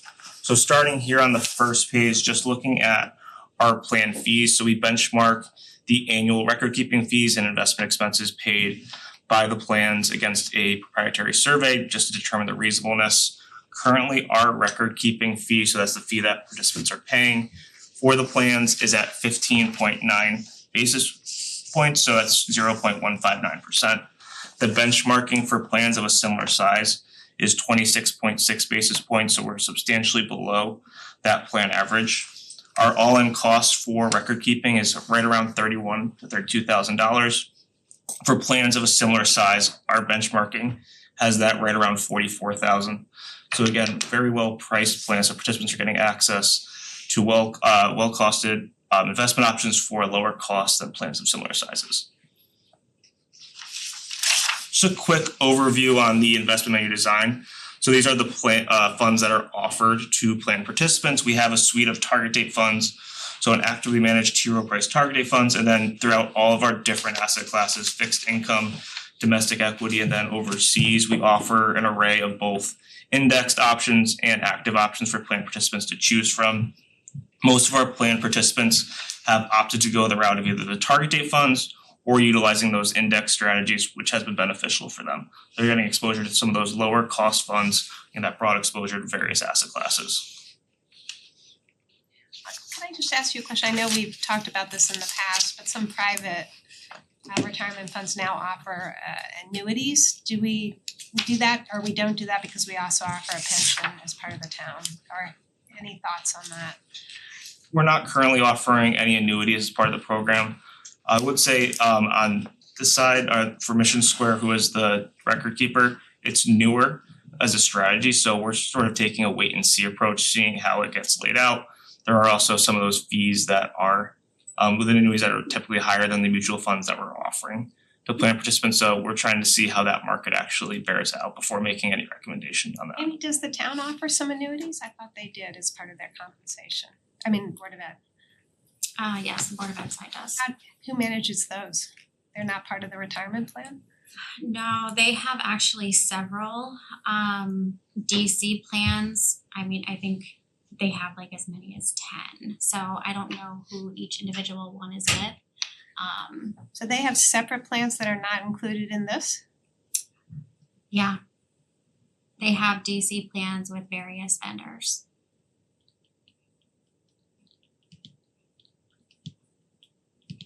This is the first I'm hearing of this. Okay. They have like Fidelity, they have, I don't know. But I'm pretty sure this is just the town, right? That would be good to check with council as to who's charged in the charter for managing those. What's that? And we're not seeing, Lisa, right, a lot of across municipalities, a lot of in-plan annuitization options just yet. Again, as Dan mentioned, it's very much an emergent trend, and I think one a lot of people are taking a wait and see approach to. Do we offer any stable value fund? Yeah, we have a Mission Square Plus fund, so that's on the charting, it's under capital preservation right there. And there is a fair amount of participants that are utilizing that in that high balance, especially in the 401A. So, I mean, we have a defined contribution plan for the Board of Ed that is separate than the one that was being presented tonight. Yeah, so this is the town, and then the Board of Ed, they have their own. I have to look back and check, but I know that there was a point in time where there were several options. And I think they were trying to consolidate them, but yeah, they have ones outside of this. This is just the For town. whom? So anybody, so their defined benefit is closed. So anybody outside of a teacher that's part of a defined contribution plan, it would be them, it would be the annuity contributions for the administrators. So this is just on the town side? Yeah, this is Okay. for the town, yeah. That's interesting, okay. And our retirement subcommittee doesn't oversee the Board of Ed. They do, their pension, it's closed. I mean, the DC plans. Not that I know of. Not since I've been here. That's all I can speak to. Yeah, they're news to me too. So if we could just get clarity if it's fine, if it's being oversight. So which board is overseeing that, the Board of Ed? Does the Board of Ed get reports on the defined contribution plans? I'm not sure if you guys are talking about the same thing. I think you wanna Yes. make sure that you're talking about the same thing. Okay, I won't answer that because I'm not sure which particular annuity okay, people are talking about. we'll get some clarity on that. Alright, keep going. So I'm just gonna jump forward one more slide. So focus here on cybersecurity really quickly. It's not included as part of this report, but it will be to the subcommittee. We go out every year and issue an RFI on your behalf to Mission Square, who's your plan provider, asking the questions that have been asked that the DOL is required for us as plan sponsors to get answers from in terms of their cyber practices and making sure that they're up to industry standards. we can report back there were no issues in their responses. We reviewed those with a third party organization who's gone through those responses, and then that full RFI, around 15 to 20 pages, will be included and reviewed as part of that subcommittee meeting, the next third quarter meeting. And just jumping forward right here, we offer managed accounts in our retirement plan. So those are professionally managed solutions that participants can opt into for a fee. We use Morningstar managed accounts, and we review these on at least an annual basis with that subcommittee going into detail in terms of the methodology that Morningstar uses to build out those portfolios. We had them on site at our office around 3 weeks ago to go through and review. They are the second largest provider in the DC space. We're very confident with them being the provider. And again, just important to document that we do review those on at least that annual basis. From an allocation standpoint, pretty static. We're not seeing participants moving their money around, which, as Chris was mentioned, during a highly volatile time, some participants may opt to in other plans, but we saw participants within our 3 plans largely staying the course, heavily invested in either the target date funds, that Mission Square stable value, or getting that S&P 500 index within domestic equity. And really quickly just going through plan performance. So we offer the T. Rowe Price target date fund. We have really strong performance across the board with our suite of target date funds, largely top decile over that 5 and 10 year time period, top quartile over the quarter.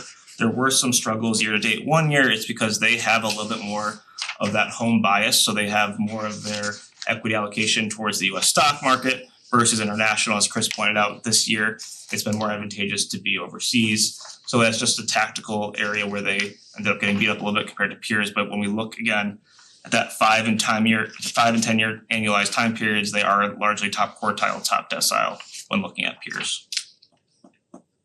The rest of our fund menu, just go through real quick, is on maintain. We do have one fund that was moved to a watch status, so it's in the middle of this second page here. T. Rowe Price Growth Stock. You will notice that it is top half performing against peers on the quarter and year to date. So it's not a performance concern. Their lead portfolio manager, who's been there since the inception of the fund, had a sudden retirement. So we're just going to monitor that transition to a new portfolio management team, make sure that goes over smoothly.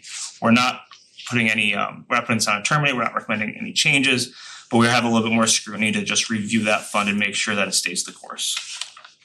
Again, the rest of the fund menu here is on maintain and everything looks to be in really good shape. These funds can really be impacted by the change of one person. Especially when they own the track record for everything. So all the decisions funnel through that one portfolio manager and he's making the end call. So we want to make sure that the process stays in place. And also, Todd, the T. Rowe has historically been very transparent and in front of those changes. I think this change was a retirement or departure was a little more abrupt than typical. So that kind of raises the concern for our analyst team. You know, they'll spend a little bit more time with the strategy, but T. Rowe's got a pretty deep bench of investors, and I do think they'll probably manage the transition okay ultimately. I know Not we've a done call that to in the action. past. I'm sorry? We've done that in the past where we've Exactly, that's right. When those kind of changes come into place, we do have included here a memo sort of highlighting the rationale for that move. So that'll be presented again to that subcommittee as well.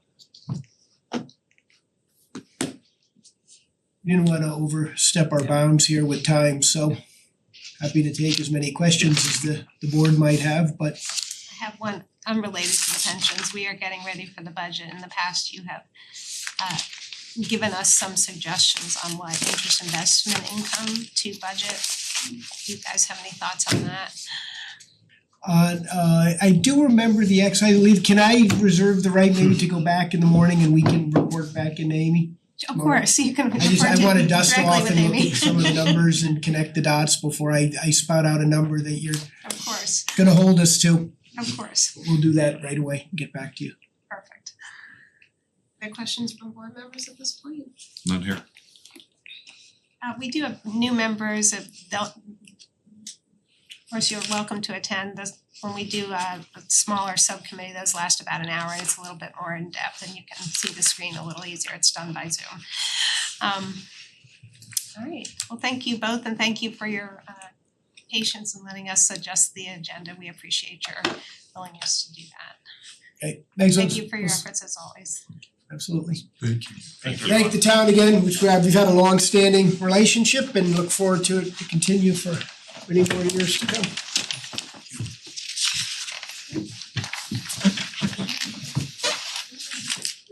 You have Dan took my deck. Okay. I got you.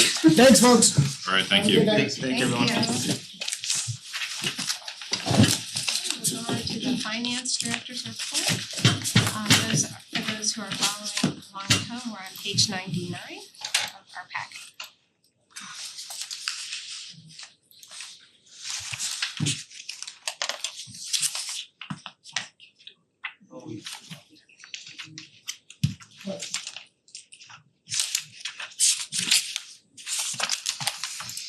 Okay, I think the only thing I wanted to highlight on here, if you look at page 101 for the pooled investments, you'll see that our balances are as of October 31st, and that Liberty Money Market account is sitting at 3.85%. We recently received an update from the bank, so effective November 5th, that rate is gonna be reduced down to 3.75%. So that'll be shown on the next finance director's report, but just giving you a heads up that that's coming. Amy, that's what we were anticipating rates to be at, right? Correct. So again, we'll be over budget given the stiff rate is over that, and then the three CDs that they were investing in will be over that, so we will have additional excess investment income. Then going on to page 102 for where we are as of October, starting with the revenues. A couple things here, if you go all the way to the bottom, the percent received this year is 51.37%. Compared to the same period last year is 52.08%, so pretty consistent year over year. As you can see from the notes on the side, the majority of the difference is the timing of when the payments were made, which is causing the variances. The only one I wanted to point out is under general government, 1, 2, 3, the fourth line down, the town clerk department. The percent received is 61.07% compared to the same time last year at 32.78%. And this is related to some increased payments in the current year for some conveyance taxes. So likely going to be over budget in that line item by the end of the year. Do we think this is gonna continue in the future, or is this a outlier? I'm not sure. I guess it depends on what ends up happening with the housing market. Just Amy, for the public, when you say over budget in revenue, that's a good thing. Yes. Okay. In excess That's why I'm of asking That's if the we one we can like. keep it going. anticipated revenues. And then moving on to page 105 with the expenditures, you'll see the percent spent to date is 30.19% compared to the same period last year at 24%. And the major line items here that are causing this are related to our pension and ARC payments. So under the employee benefits line item on page 104, you'll see that we had a significant bump in our employee benefits of 56.41% this year compared to the same time last year of 21.29%, and that is due to the timing of our ARC payments. The total of those payments was about 4.1 million, and those were paid out in the current year within the first quarter compared to the second quarter in the prior year. Any other questions on the Do you expect the full year total to still be roughly the same? It's just a timing issue? It's just timing. Typically, we would get our reports later, but we were able to get them sooner. Got it. Question, if you were to take the Board of Education total spending for the year, what would that be if we broke it down, if you did a subtotal? Board of Ed looks like we're at 28%, right? Yeah, so that's the same thing, cause their ARC payment was about $1 million something. What would the towns, what percent would the town be at? Oh, if we took out the Board of Ed? Yeah. And debt service. If we were just doing like the 29,000 comparison, how much of that have we spent? Okay.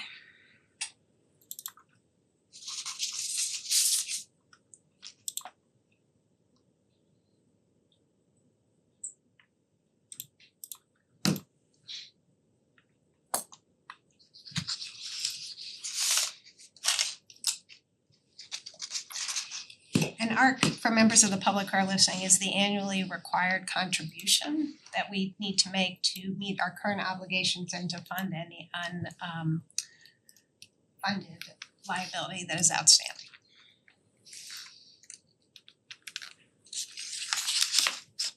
So about 29.53%, 24% in the prior year. We take out Board of Ed and debt. And can you, looking at the debt service payment, Mm-hmm. we're at the 9554 on budget, is that right? No, we've spent 7999. No, we spent, What am I missing there? $1.5 million. right, we've spent $1.5 million, 1,562,563. We still have 7.9 to go. And what is that? Is that just the timing of when we make the debt Yeah, service so payments? we have some payments due in September, we have some payments due in December, we have some in March, and then we have some in June. And when we got the Henry James dollars back, none of that is applied to this. That would be in future. Right. Just wanna confirm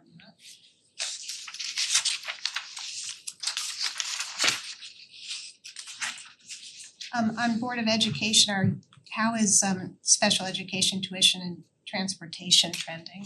The last update I received is that we're still within budget and on track to be within budget. Okay, and I sent out earlier the minutes from the Board of Education Finance Subcommittee, and they had met, I think, last week, Amy, to discuss potential options on Squadron Line. Can you talk about what was discussed at that meeting and when we might see some thing in the CIP? The reason why I ask is we start the budget, if we're gonna make decisions, if something's coming on year 2 or 3, we would wanna plan for it now, so just wanna get an idea of what they discussed and what was presented. So I was there for most of the meeting, I wasn't there for all of the meeting because I had to go to a Board of Selectmen meeting. But Tecton came out and they did a review of Squadron Line as far as options for if we wanted to just do maintenance on the school, what the school needs for maintenance. If we wanted to do a renovate as new project and what would be included in that. If we wanted to do a new construction project and what would be included with that. The new legislation that's available if we can get an additional reimbursement if we add pre-K to the school. There's certain additional reimbursements for special education. He gave a rough estimate of the timeline of when a project would need to be approved, and then when it would go out for funding. And then he basically brought like a little diagram, if you will, of different options for a new construction if you replace the placement of the building. And then that was presented at the Board of Education meeting at their next meeting. And from there, I have not heard further steps yet. I saw in the minutes, they mentioned that NESDEC had provided the 5-year enrollment. Does the district now have that? We had requested that last meeting. I don't know if Neil has it. I asked for an update and then the last one I asked for I had forwarded along to you that they didn't have it yet. I don't think that he got it from Neil though. I think he got it from an outside source. So I can ask Neil if they have their report yet. But I know it hasn't gone to the Board of Ed yet, so I'm not sure if they do. If they could have that, if they do have it, at least for the tri-board, so we get some clarity that.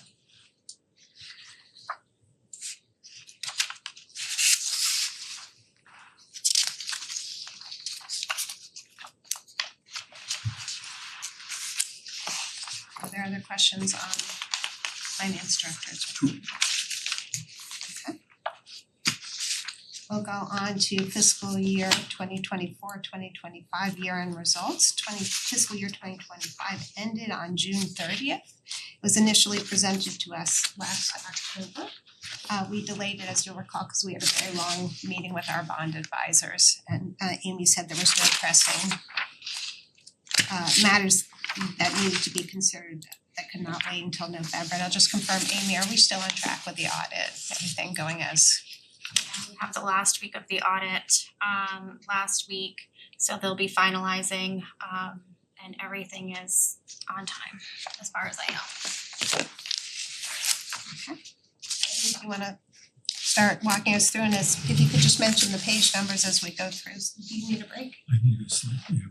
We need a 2-minute break. Yeah. Okay. If I have more water. Okay, Ames. Okay, starting on page 113. So you'll see that we ended the year over budget in revenues, which is a great thing, by 2.3 million.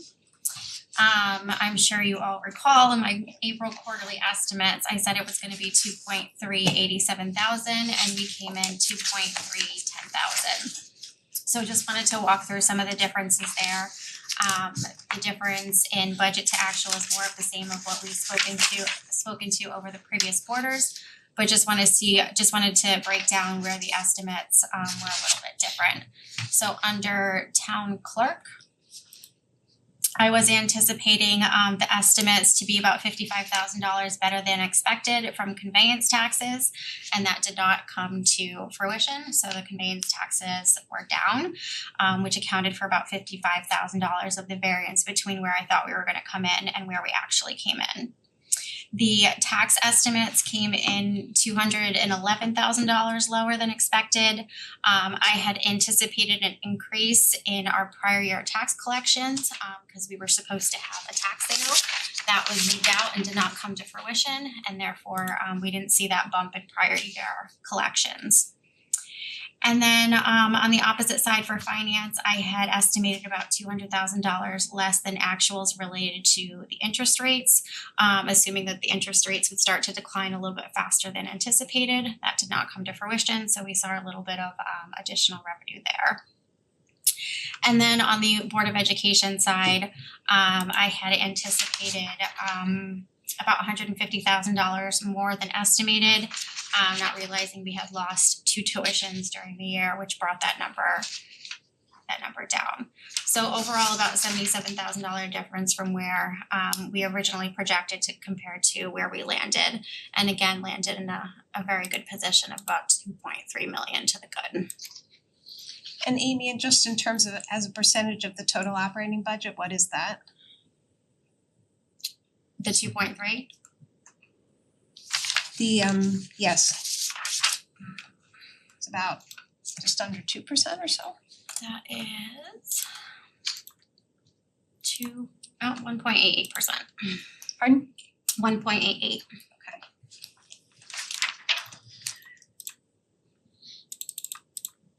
So just for members of the public, when we talk about big numbers like $2.3 million, it is a big number for my household, absolutely.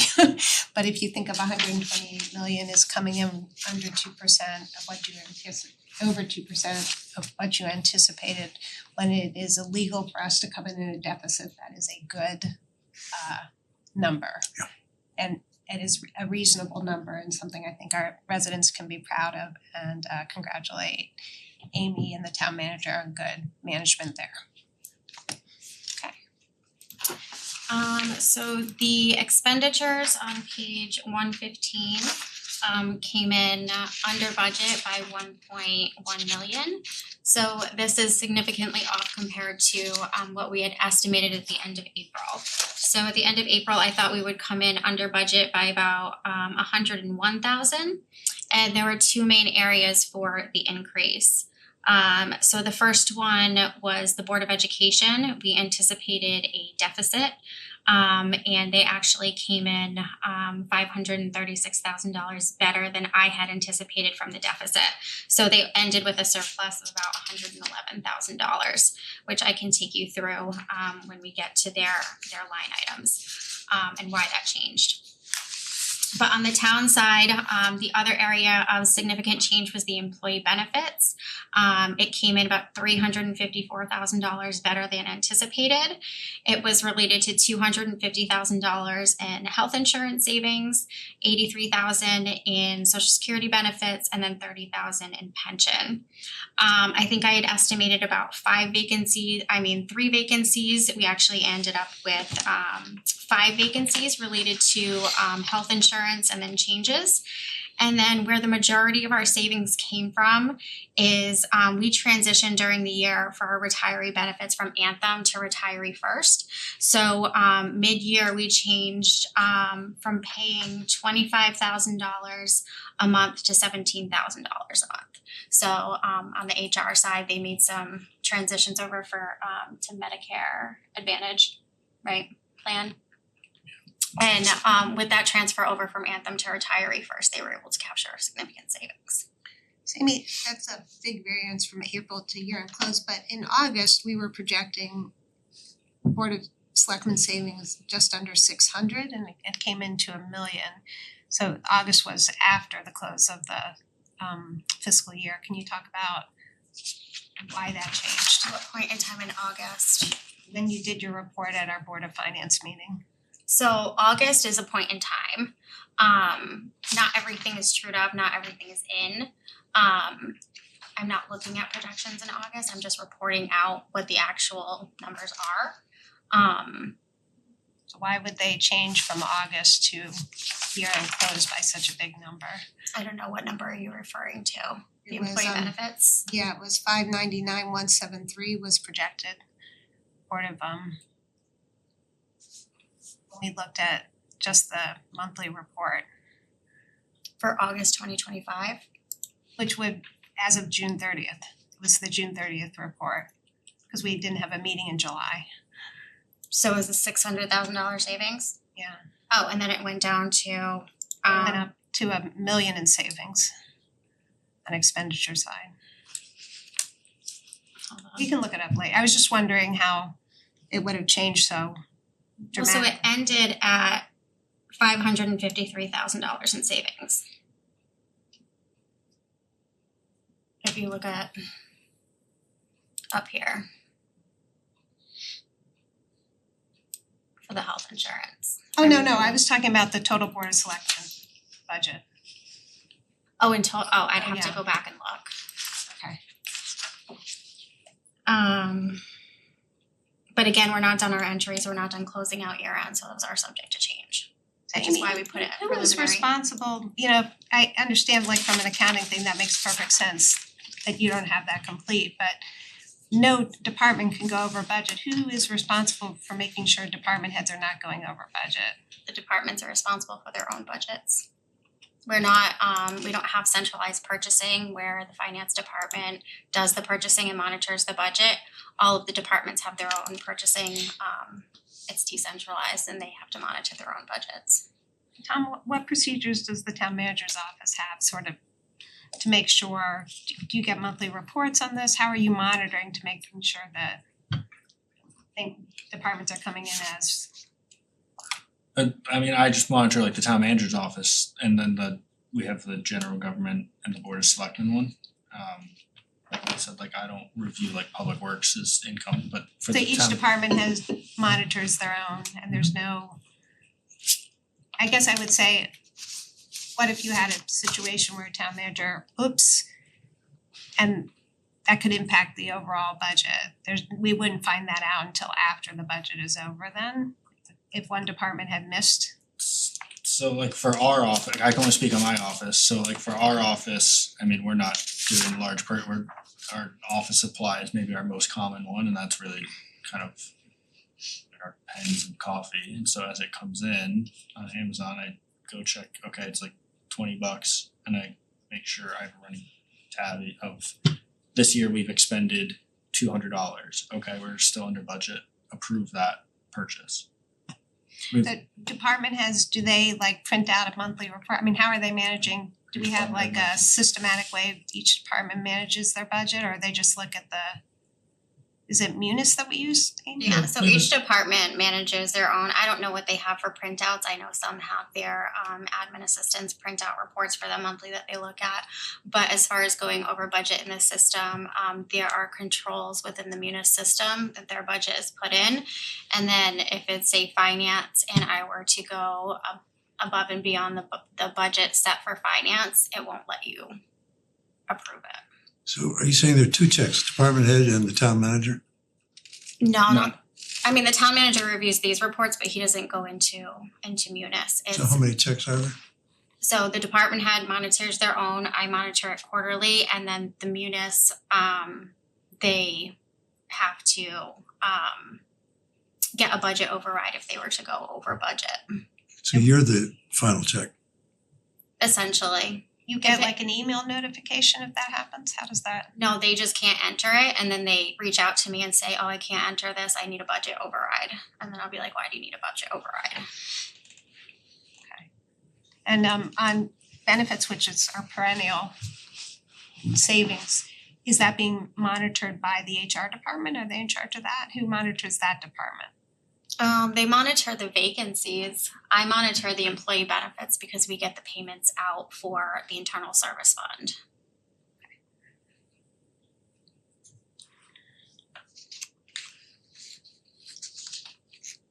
Okay. I'm gonna keep going. Next I have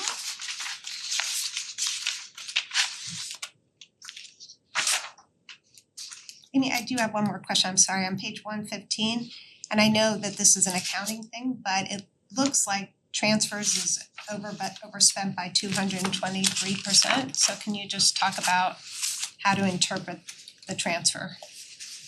What's going on there?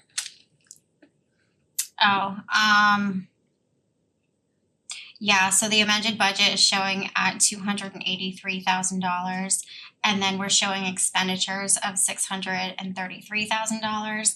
So you'll see that this is related to the vacancy rate. We don't actually charge anything against the vacancy rate, so that's gonna show your actual of 0.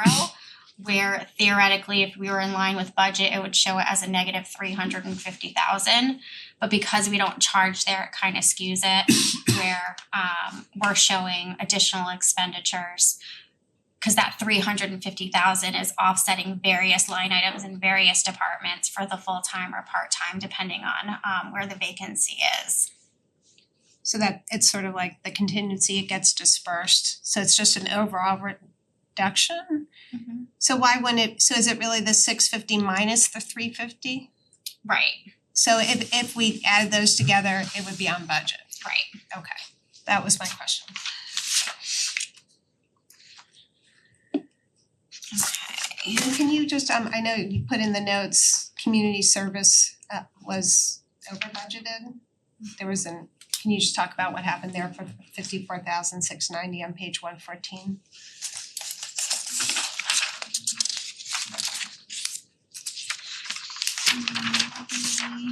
Savings and public agency support line item over budgeted.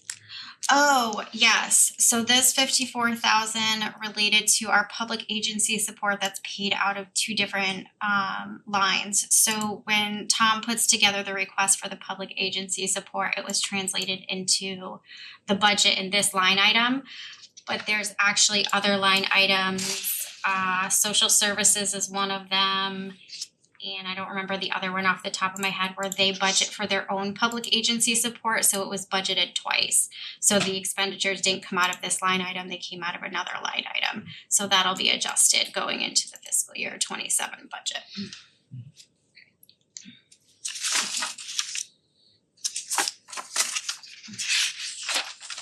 Okay, on page 133 for Simsbury Farms.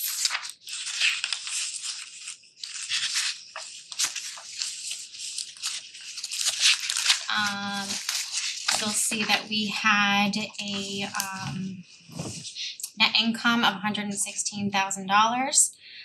This increased our fund balance to about $930,000. Overall, our rec programs came in at a net profit of $132,000. The complex came in negative $63,000.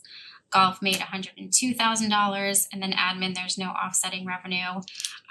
So that would be the $206,000 expense. So overall, we'll have a deficit, so to speak, of $35,000, and then with the town contribution of $151,000, that's how we get to the $116,000. So just to recap, the rec program's about $132,000, the golf $102,000 make up for the profit, which is offset by the admin expenses, and then a slight deficit in our complex expenses.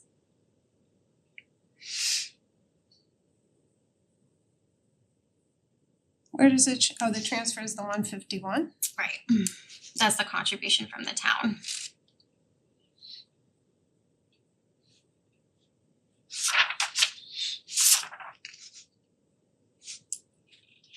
And but the overall fund balance increased by, By $116,000. Okay.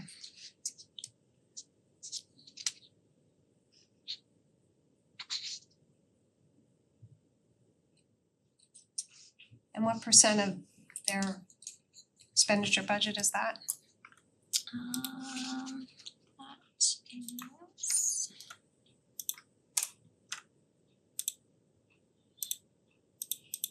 4.03%. That's 4%? 930,000 is 4% of budget of. Oh, I'm sorry, I did the 116, hold on. 130 divided by 32.26%. Is there a target percentage for that? I don't think that we have a target percentage for it, but you'll see it during the budget process that we have capital projects in the out years in the capital plan that are planned for utilization of these funds, Okay, so they're spoken for. right?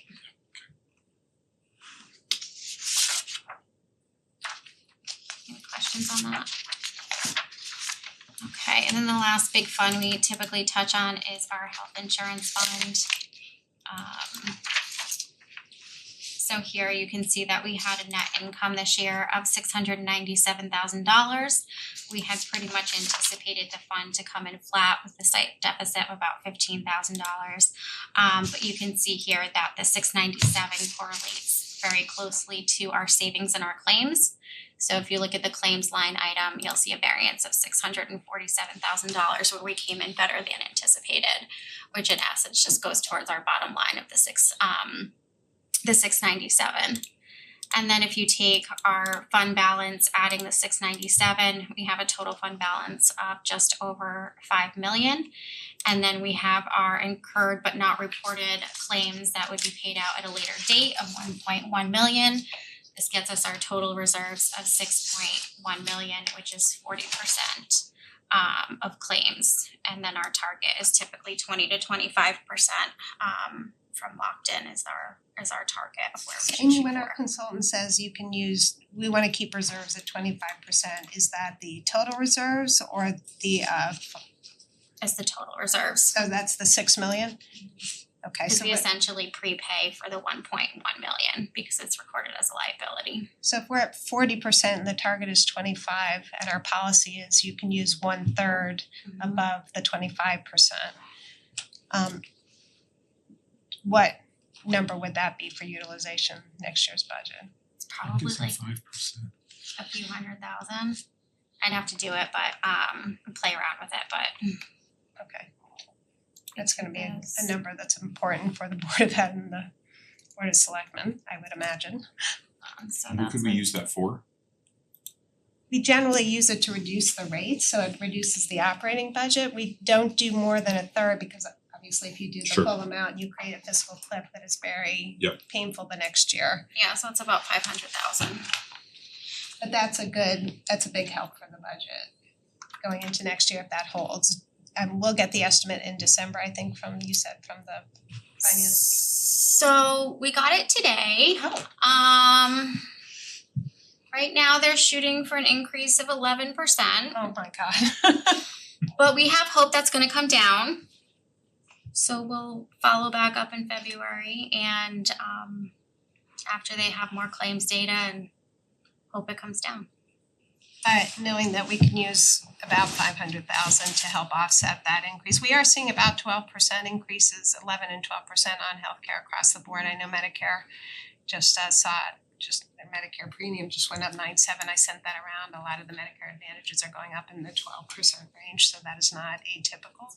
No, and actually most of the percentage increase is related to what they consider to be trend, which is what's going on in the markets, which I had pushed back a little bit, and I was just like, well, we typically do better than trend, so would we be able to? And they basically told me no. So we should stick with trend, even though our trend is less. But that's Well, good news is we are at 40%, so that does give us a little more flexibility than a homeowner might have. But it's gonna be a tough number to overcome when we get to the budget. Amy, can we spend no more than 30 seconds on the question I'm about to ask you? So stop me if it goes over. Why do you add IB&R back in? It feels like that's something that you're gonna pay.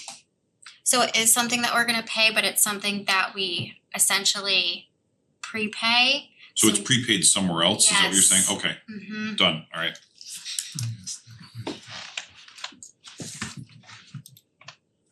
An actuary I couldn't resist, I saw IB&R. That's cool.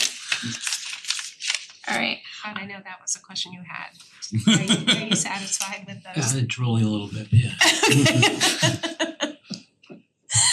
Alright, I don't have anything else on any of the special revenue funds unless you all have questions. I didn't. Not here.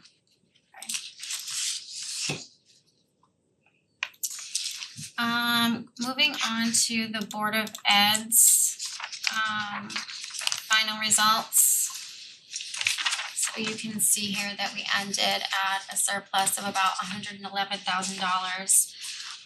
Just to Amy, what page, please? Oh, I'm sorry, 169.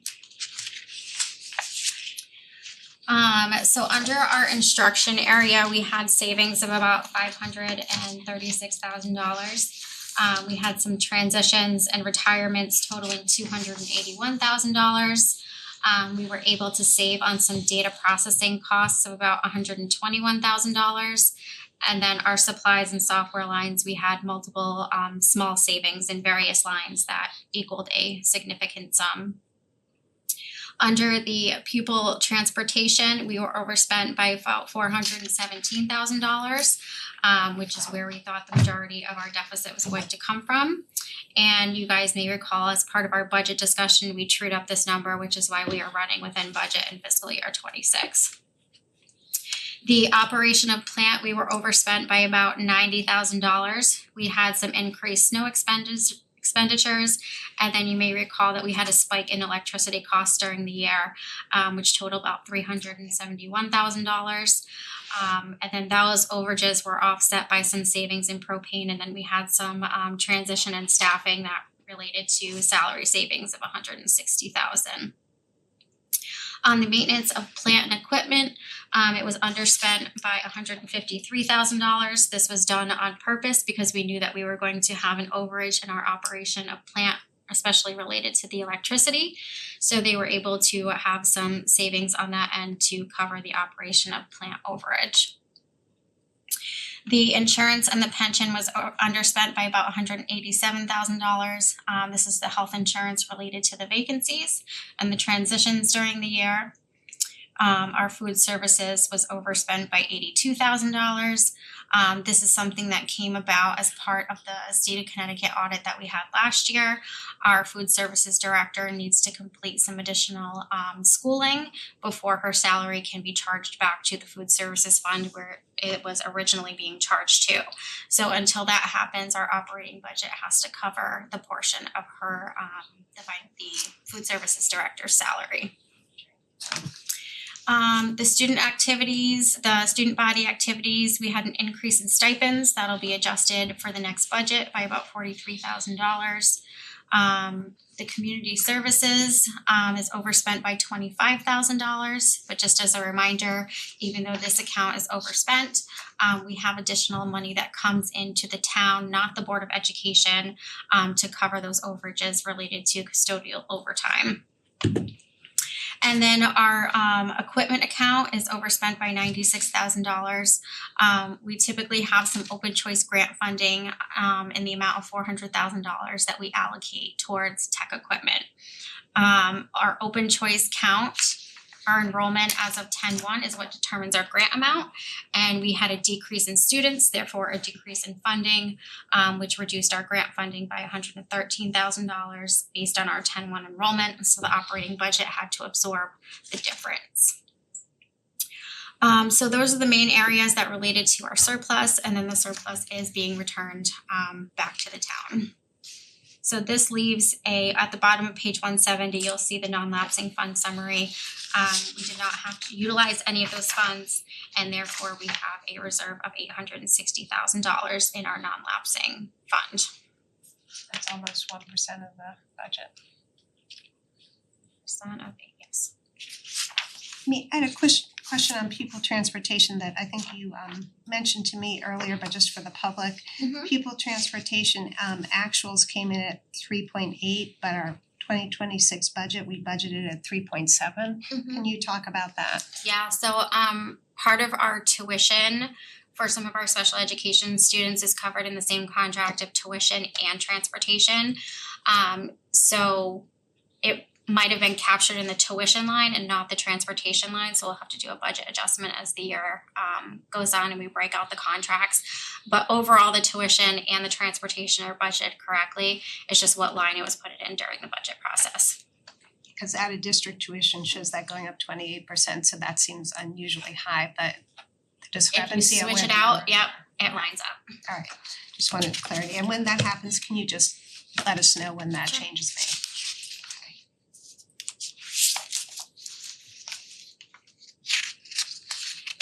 We wanna go on to capital.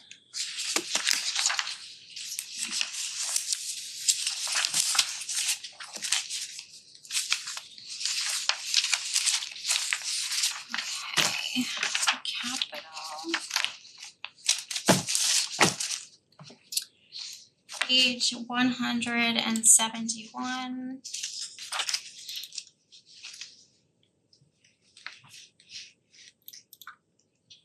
I didn't have anything major under capital. I think the only thing is that looks odd is the same thing under our multi-use trail that we've spoken to about before. It shows that it's in a deficit of $103,000, Page are you on, please? 171. Where's that? Got it. Okay. So we're showing a deficit of $103,000, and this is a Bloomfield that is to be reimbursement, that's to be paid by Bloomfield. It was paid in fiscal year 26. We billed them in the current fiscal year, and so that will zero out in the next report. And just per our policy, we permit going over by $5,000 in CNR only, and then we do the transfers at year end. So just as a reminder, overages are permitted over 5,000, and then we make the corrections at year end. Anything over 5,000 does require a supplement prior to the spend. And then moving on to our CNR balances, I do have a couple highlights here on page 173, network storage. So this one is showing an overage of $8,600. This was an error from the prior year. We had a fiscal year 24 allocation that was closed out last year. This one should have been closed out with it. It had an overall surplus of $35,000, so this overage should have offset that $35,000 and then it would have closed out in the positive. So that's not really a negative, it's just showing in the negative because we didn't close it out in the prior year with the other fiscal year 24 allocation.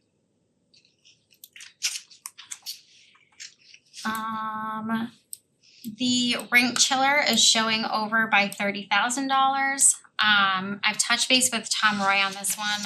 The project manager is no longer with the town. He thinks it was just a miscommunication in the two departments. The Parks and Rec department and the Public Works department were both sharing in this project and not paying attention to what the other one was doing.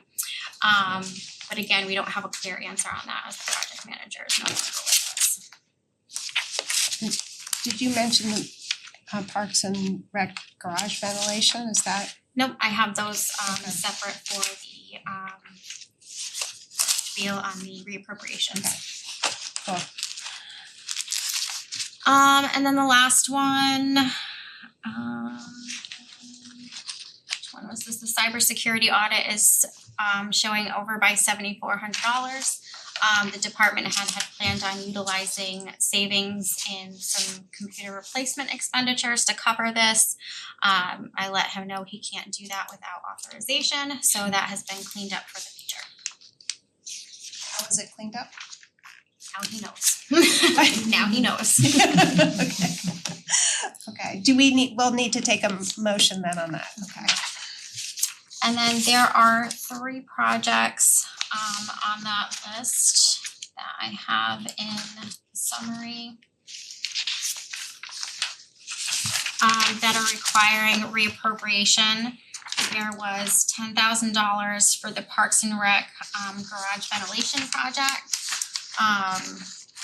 There is poor ventilation at the maintenance garage for the Parks Department, and they had originally intended to fix this, and then unfortunately right after the appropriation happened, COVID hit, the COVID crisis skyrocketed, and they have not been able to find a solution within budget. So now they feel like when the prices are starting to come down, that they should be able to come up with a solution that works and spend the $10,000. On the Meadows Facilities Maintenance Project for $10,000. This is related to some new fencing that was put up on Iron Horse Boulevard. They had replaced the old fencing, and as part of the old fencing, I believe that there were some electrical outlets that were on the ground that they need to take out. And they had been asked to hold off because the Simsbury Pack project, the project we just spoke about earlier, was gonna be starting. And now they're at a point where they don't wanna hold off anymore, and they would like to spend this money in the spring and get that completed while everything is offline. And the last one, to reappropriate $75,000 for the pavilion repairs project. This was held up due to FEMA permitting, which is currently pending. That's a terrible one. Amy, on the refurbished elevators, it was a bonded project and it's showing it was there, did that go over budget? The refurbished elevators. Yeah. Let me see. I know it's just a de minimis number, but we've been told that by council any amount over Hold on. is a problem. Oh, yeah, I missed that one. Alright, let me check with Matt Hopkins on that. And then can you just speak generally, we're seeing a huge amount being returned on the Henry James project. So the state audit was recently completed, I understand, because it's a long time waiting this board, about 8 years for that. When did we get that audit? The audit was completed, I don't remember off the top of my head, perhaps springtime. I remember reporting out, it was like a few weeks to 8 months when we'd get the final money. I don't remember what time frame that was, but I think that was around spring or so. Did we get a copy of the audit? I don't know if they give us a copy of the audit. They just, when they're done the audit, they will release final payment, but I have never seen a copy of the audit. Can you just I can check try. Can you check with the board, maybe somebody received it and it's got filed away, if you have a copy, that would be helpful. And can you talk about where that money is now? And I know there's gonna be conversation about what to do with it in a few minutes, but can you talk about where that money is and what the limitations on using that money and any arbitrage worries you have? And I'm assuming the answer is none. No, so the money is sitting in the Henry James project, which is part of your year-end transfers. So that money will be moved out and it will be moved into capital reserves for now, for holding, if you will. Because we have about $3 million in fiscal year 26 bonded projects, which we no longer have to bond for. We can utilize those funds. And then above and beyond the value of that project, I think we had about 1.4 million, if I'm not mistaken, of additional funding available that has to go towards bond approved projects, which have yet to be approved for the fiscal year 27 budget. So we have about 1.4 for the fiscal year 27 budget that we have to do approved use as bonding, and then we can transfer those funds to those projects and reduce our bonding for fiscal year 27. So we went out to bond in the spring. That was not for fiscal year 2026 projects at that point. So we would do that next year. Right. Okay, and then we could apply those dollars going forward because it has to be approved but unbonded. Okay. So that means we could take a bonding holiday. And create some cash capacity, which is why I wanna get to this before Art Wallace has to leave. Can you pull up the budget model just quickly to show what that would look like? Cause I want Art Wallace to see this. I know he's got a hard stop at 8:30. This is a follow-up to what we discussed with our bond council, creating cash capacities if we have a major project coming. So,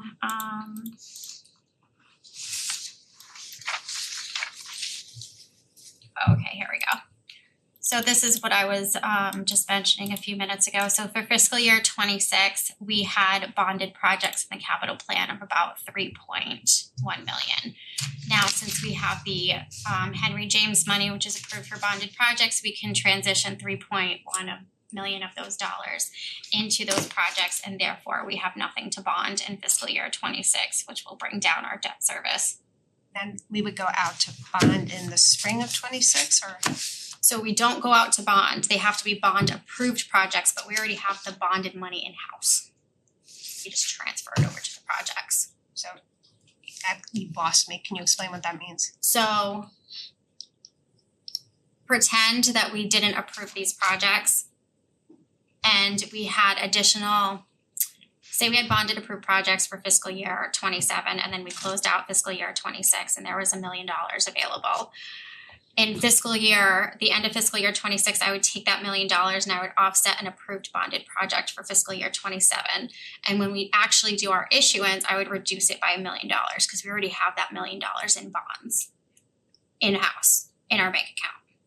And then we're just gonna transfer it to the bonded project, so we don't go out to bond for it again in fiscal year 27. So this $3 million will pay for which projects? So all of the ones on the fiscal year 26 capital plan that were approved, so there was 3.1 million of those projects. And we have some options for fiscal year 27. So we have about $1 million, I think, left over. So if we look at the fiscal year 26 approved plan, we had about 5.2 in approved projects for bonding. And then we could use 1 million, so then we would only be bonding about 3.9 million. And when you say bonding, in what year would we? So fiscal year 27, so we would bond the spring of 2027. And so no bonding before the spring of 2027. Correct. Okay. So that will save debt service in the out years. Right. Can you show us what that would look like, how that changes the graph? So this is it, status quo, without the additional bonding. And then if I were to put the bonding in,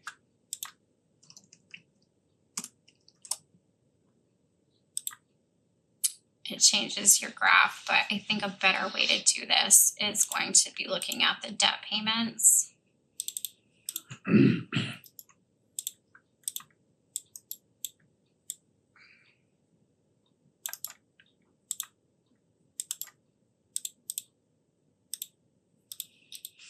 So we have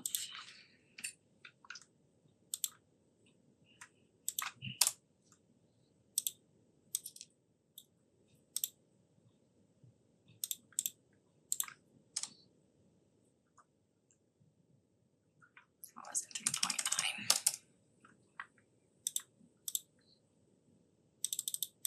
So overall, in 1 year, we'll save about $600,000, but overall we'll save about 5.4 between principal and interest. And what does that do to debt service? That lowers our debt service in the out years, The right? $600,000. By $600,000. So if we did that, and once we hit our 8 million, and if we save the 600,000, that could either go to mill rate, but if we're doing a capital project, we do cash for capital there, keep that steady at 8, and when we get the big project, then we have that 800,000 which Contribute. will then be mill rate stabilization. So that seems like a prudent thing for us to at least consider during the budget project, and perhaps even doing more than that, since we're looking at a $5 million capital reserves at this point. So if we used all that money to reduce our bonding and reduced a little more, suddenly we've created enough capacity, can create cash for capital, solve some of the initial capital problems that people have been saying, put us in a good position if we have to do a major bond issue in the next few years. Can you put together some scenarios on that we should consider for December when we give guidance, because we don't want the selectmen to do something and we say, oops, we really wanna use 6 million. Yeah. To create capacity for the major school or major whatever project it is. Cause we should begin planning for that now. And we have a unique opportunity to do mill rate stabilization when that project comes in the future. And take care of some of the capital issues.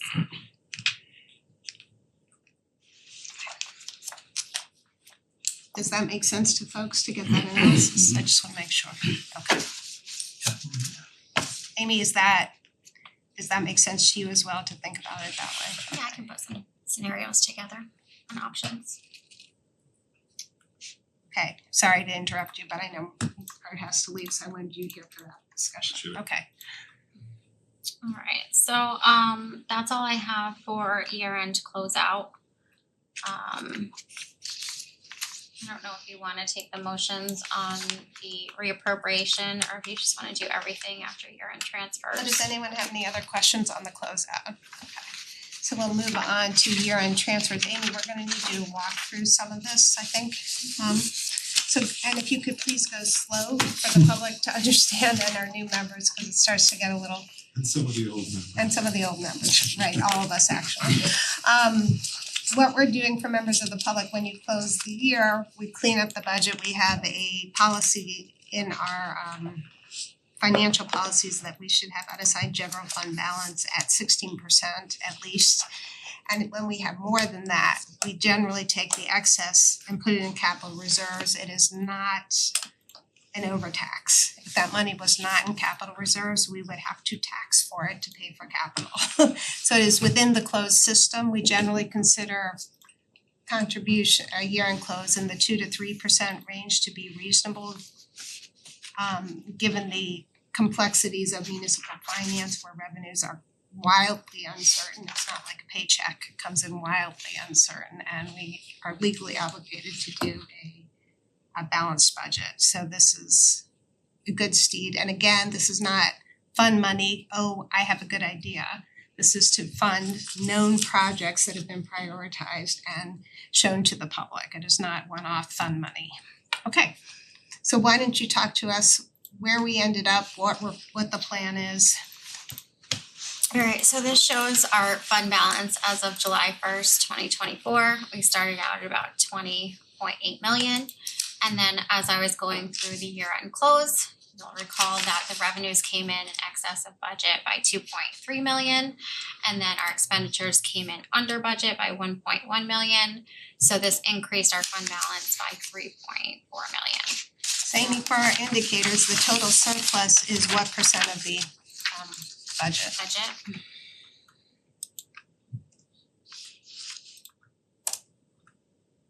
2.7, 2.8%. And our board generally considers 2 to 3% reasonable, so again, nicely managed. I think Board of Selectmen could do a little better on their budget. They came in a little over 3% savings, but overall, I would say very well, nicely done. So we take our beginning fund balance and then we add our surpluses to get to that 3.4 million. This leaves us with an ending fund balance of 24,223,000. if we take a look down here, the breakout of that 24 million, so you have your non-spendable, which is all of our prepaid expenditures. So those are expenditures that happened in fiscal year 25 but belong in fiscal year 26. So we need to reserve those funds to make sure that we don't pay them out as unassigned because they're already committed. We have our assigned fund balance. These were various things from last year that we had. We had put aside some money for a budget mailer, some of the negotiated contracts. We had $850,000 in health insurance, and then we had some purchase orders for that were encumbered at the end of the year for $25,000. So with these two things being backed out, that leaves us a unassigned fund balance of about $22,750,000, which is 17.77% of fiscal year 26 expenditures. And then overall it's 18.92%. So this is where our starting point is, and then we start to get into our general fund transfers, which then bring down this balance to where we are hoping it will be. Amy, why was the union negotiations assigned there? I thought that had been budgeted fully. I think they assigned it as part of the year-end closeout last year. Was it IBPO? It was IBPO and it was AFSCME. Yeah, so it's just the timing of when they finished. So AFSCME we implemented the classification study findings in year one, and that wrapped up after the budget process was finished. So that one we knew was gonna be tracking a little bit higher than what was budgeted. IBPO, I think, was the same way. We knew it was gonna be tracking higher, so we came and asked for. Was that assigned during the budget process? Is that when that happened? No, that was both at After. year-end closeout Yeah. for fiscal year Closeout, we did 24. that, okay.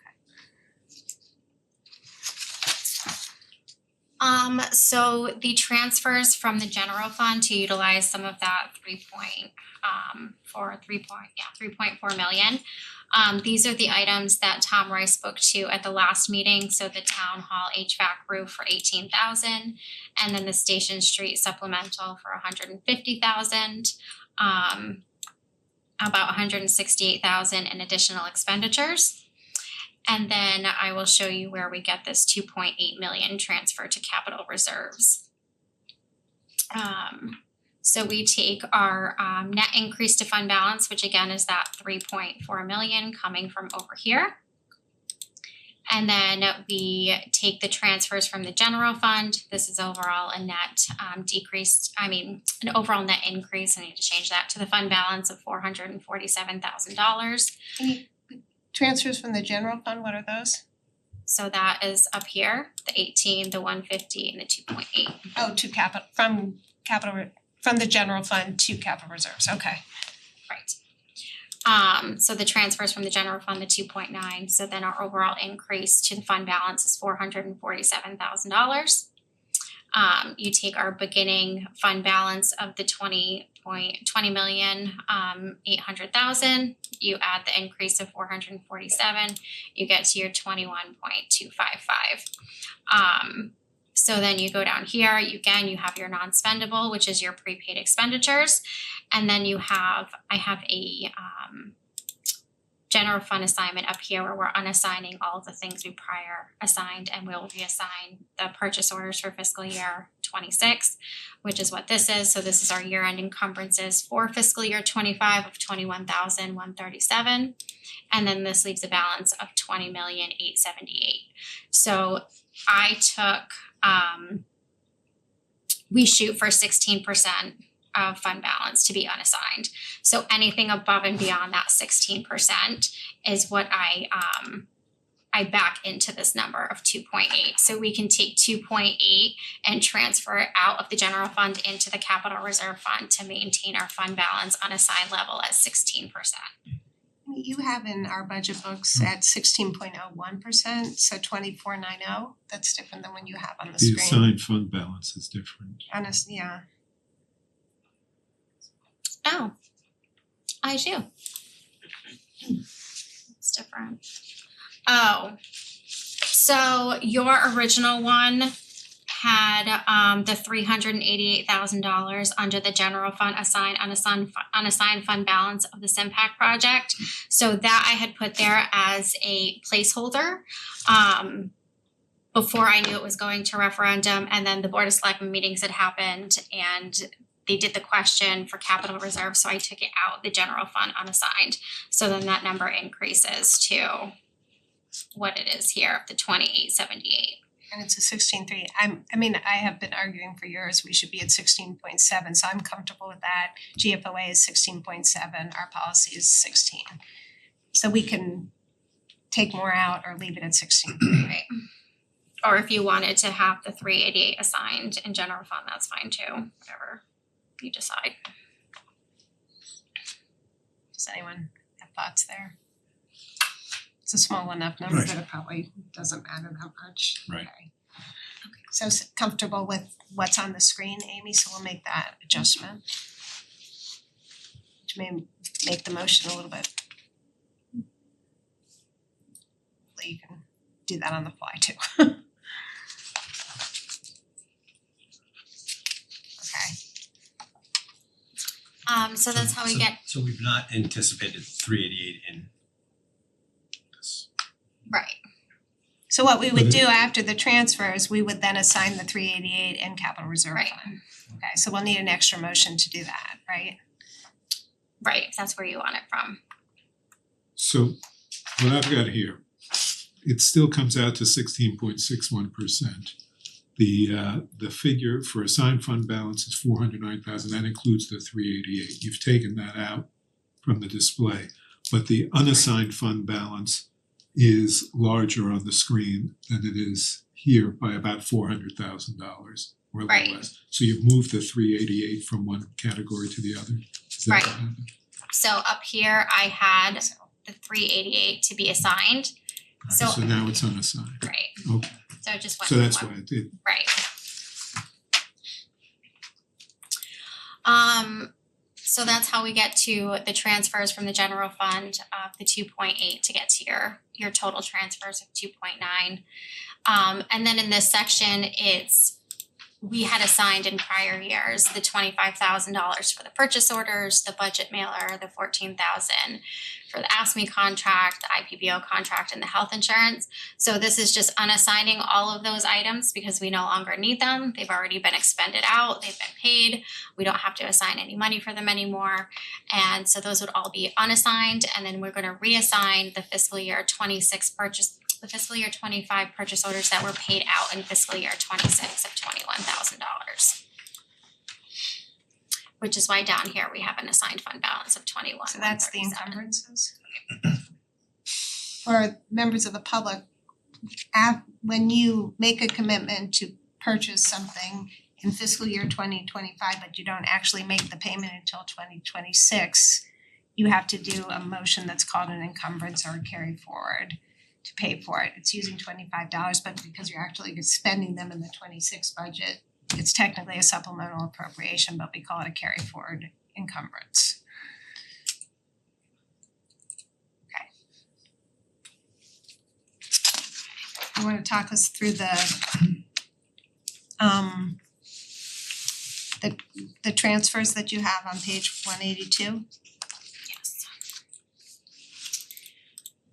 Okay, so this is something that we do every year for the audit.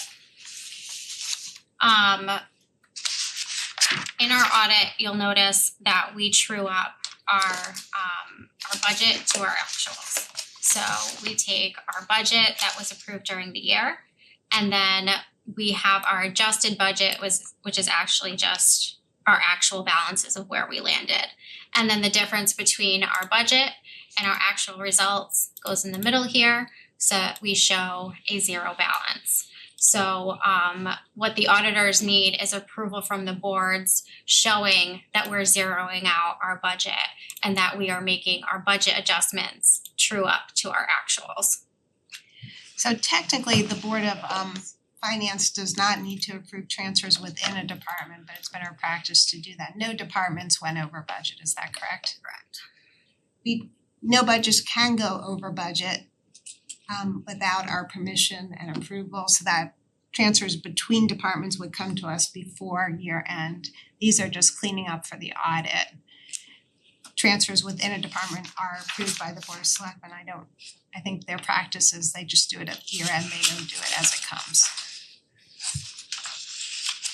And they have approved all those, correct? No.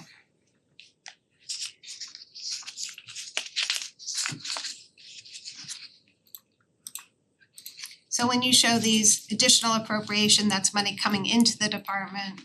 Budget reduction is money going out of a department. Correct. And instead of, a lot of towns will be specific, this money, 31,000 from the town manager is going to general government, but we just do it. Where it's going, yeah. Yeah, but a lot of towns do it specific because it's technically a transfers between line items and between appropriations.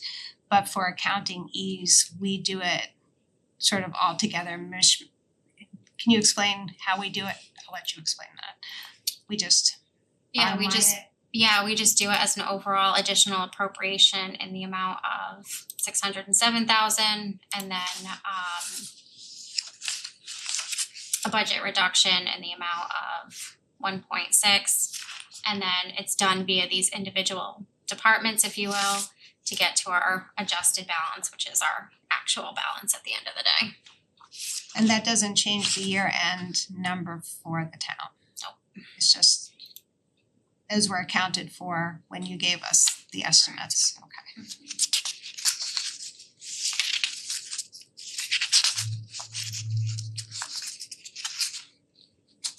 And then why don't you tell us what's happening on page 186 and then we'll start the motions. So on page 186 is where we have our capital transfers. So this is where we close out our capital projects at the end of the year. So if you recall from prior years, when we have a capital project, it has a funding source. So whatever the funding source is for that capital project, any money that's not spent has to go back to that original funding source. So under the transfers to the sewer use fund, we have the Pine Hill sewer replacement. We had savings of $27,000. Since the sewer use fund is what paid for that project, this remaining money that was left over from the project is gonna go back to the sewer use fund. So that's the case for the Pine Hill sewer replacement, the grit system, and then the WPCA.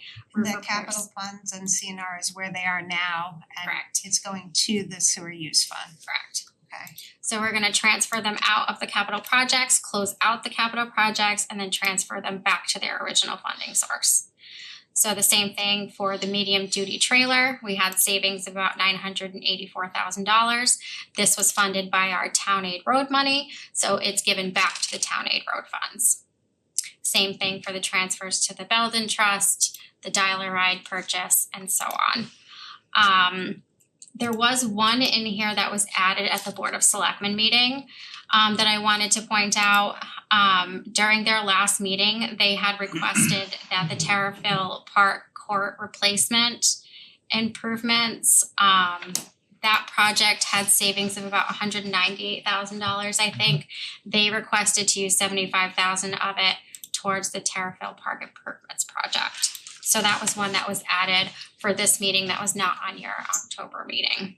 What is the Terrafil Park improvement? I know there was park, so it's coming out. What is the Terrafil Park improvement? I know we did the Terrafil Park Court replacement. Yeah, so the court, I don't know what the Terrafil Park, So the court improvements was the pickleball courts where there's the 350, then an extra 100 to 450. FEMA held it up for so long that we did the asphalt courts and had 198 left. So the idea from the Board of Selectmen and staff was then that money was for Terrafil Park improvements, basically to kind of have what else can you do to reinvest into that park.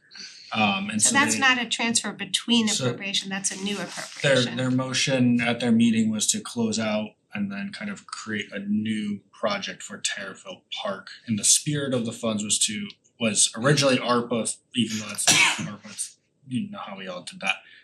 But it was for improving that area, so that was their. Okay, let's do that motion separately because that's technically a supplemental appropriation, not a transfer between appropriations. So it's basically what else can we do with this money? Yes. And because it was assigned initially to the Terrafil court replacements, the idea was to keep it as expand the Improvements to the park. which was not approved, so that was only approved for the courts, so this is technically a new appropriation, doesn't mean you can't do Yes. it, but it's just it's not a transfer between existing appropriations. It's a new expenditure. It's a new expenditure, yeah. And then moving on to the transfers between bonded projects, so this is the one that we were talking about earlier, Henry James alone, we had our audit and we returned 3.3 million related to this project. And since that was bonded funds, it needs to go back to another bonded project. So the same thing for the rest of these projects, the town facilities master plan was bond funded, the bridge improvements, Gulf irrigation, etc.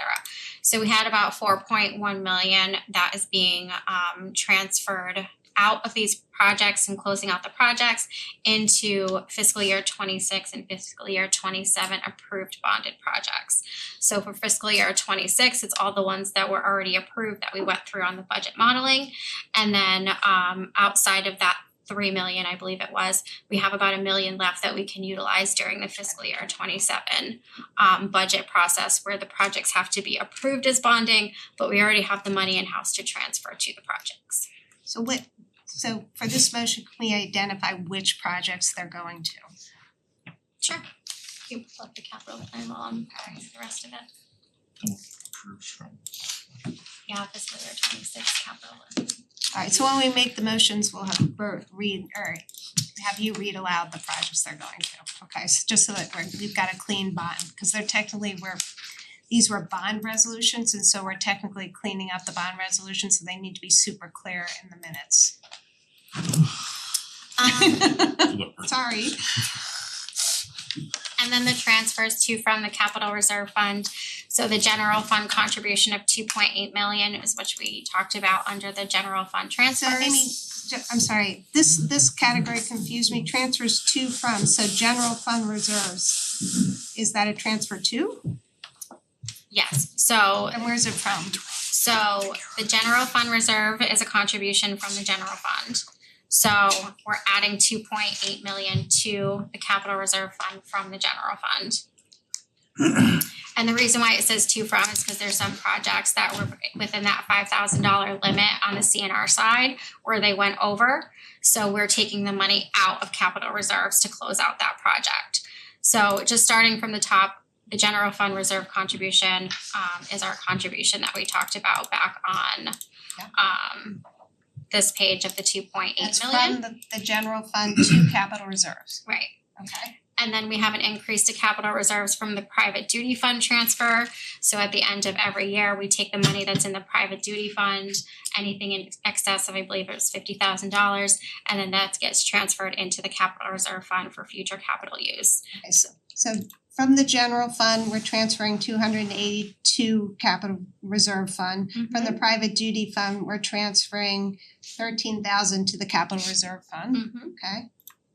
So then the capital fund for the zoning regulations project update, we had savings of $62,000 from this project. Again, that's going to the capital reserve fund to close out that project.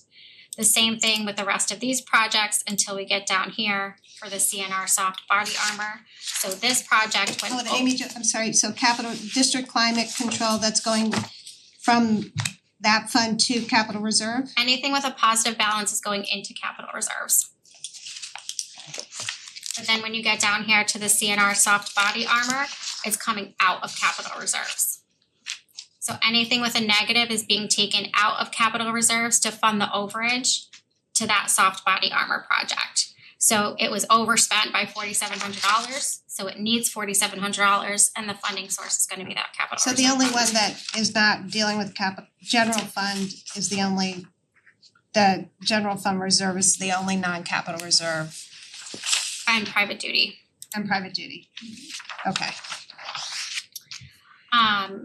So just closing out the smaller balances, the soft body armor, the golf course mower went over budget, cleaning up that district network storage and virtual environment project. And then all of the rest of the projects that have a positive balance have savings, and then those savings are being put into the capital reserve. So the the network storage thing was the little issue that's been resolved for next year, okay. The storage one was the one that should have been closed out last year that had a $35,000 positive balance. The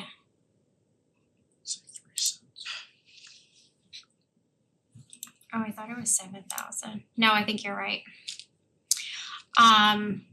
So then the overall contribution to the capital reserve fund, with the 2.8 million, the 13, and then all the project closeouts is a net transfer of $3 million into the capital reserve fund.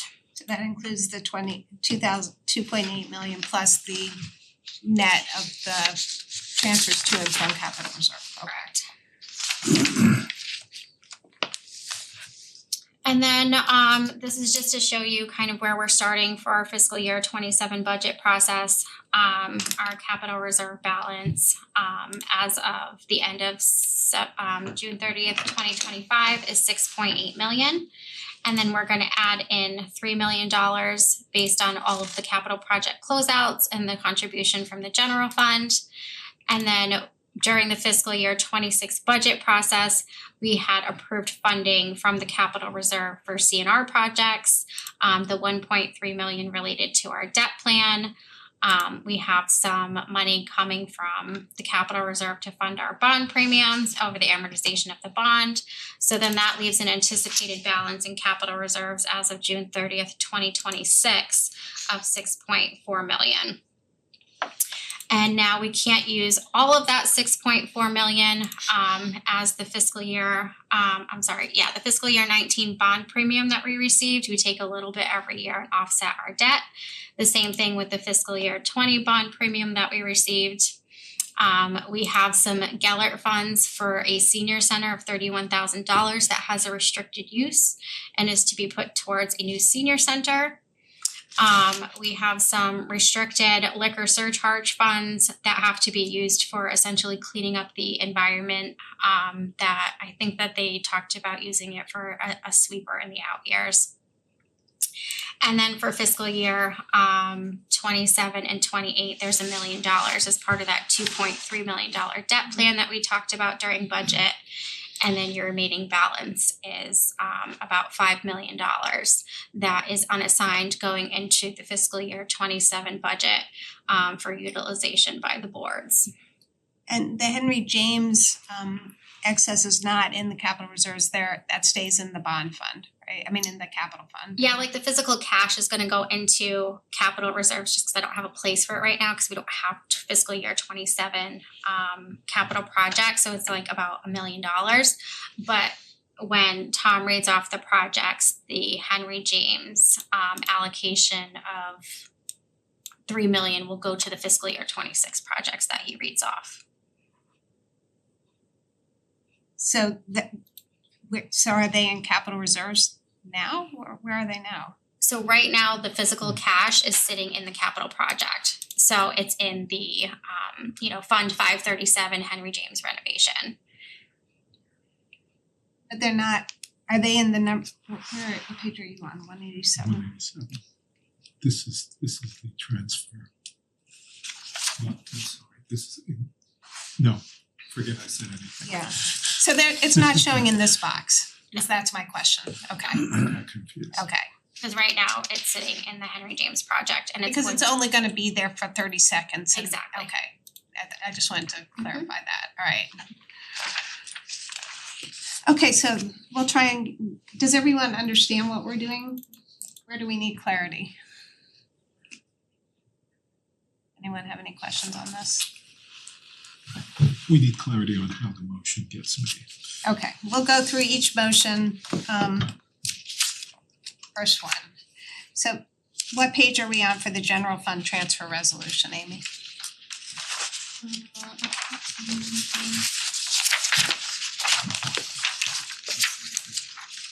Yeah, what page it is? 108. 108. 108. We went backwards. Oh, did you wanna start with the reappropriations? Or did you wanna start with So you have your general fund transfer resolution as our first motion. Where do you need us to start? if we could start on the page 108 and take those motions to reappropriate the funds, and then the rest of them are in the year-end transfers agenda item. So Amy, on the first one, you have effective to reappropriate 10,000 for the Parks and Rec garage ventilation project from where? It's already in the project. These are the ones that aged out. Ah. That lapsed after 3 years. Right. So can it be to continue the appropriation or is it reappropriate? Whatever your preference is, I don't think. Okay, so these are ones that would have lapsed, we're saying they're coming to us for requests that it continue. Right. And the reasons, you went through the reasons why. Okay. Alright, so with that, we'll go through each one. Can I have a motion effective November 18, 2025 to reappropriate 10,000 for the Parks and Rec garage ventilation project? So moved. Second it? Any discussion? All in favor, please say aye. Aye. That motion carries unanimously. May I have a motion effective November 18, 2025 to reappropriate 10,000 for the Meadows facility maintenance project? I think the So department moved. members should be moving. Second. Who did the second? Todd. Yeah. Okay, we have Art first, Todd second. All in favor, please say aye. Aye. Motion carries unanimously. May I have a motion effective November 18, 2025 to reappropriate 75,000 for the pavilion repairs project? So moved. Art, Second. is that Getting your name Yeah. on the books Todd. one last time. Yeah. Todd second? Okay, all those in favor, please say aye. Aye. Okay, those motions carry unanimously. Go through them.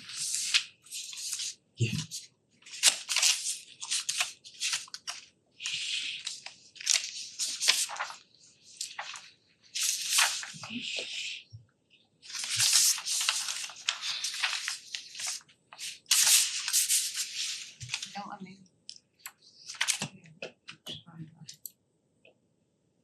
They're here, that's done, okay. That's done. So then the next set of motions would be starting on page 180.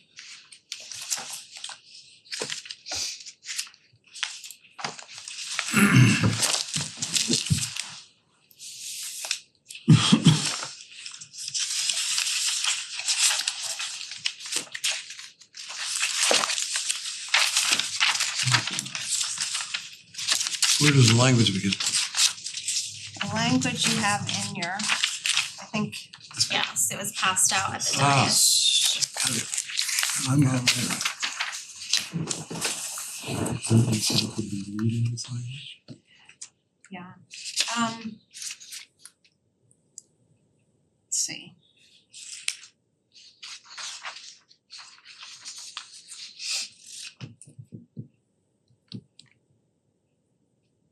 So Amy, are these the encumbrances? Does this include encumbrances as well? What is this first motion? No, so it follows the sections. So if you look up here, the transfers from the general fund are the general fund transfers resolution, so it's all of this that's highlighted. And then the general fund assigned and unassigned fund balance is this section right here, Okay, and got it just follows it down the page. Okay, so these numbers are already included. This is a good motion. You wanna read Okay, it why aloud? is it a resolution where and the others are Because motions? Lisa told me to follow last year, and that's what you did last year.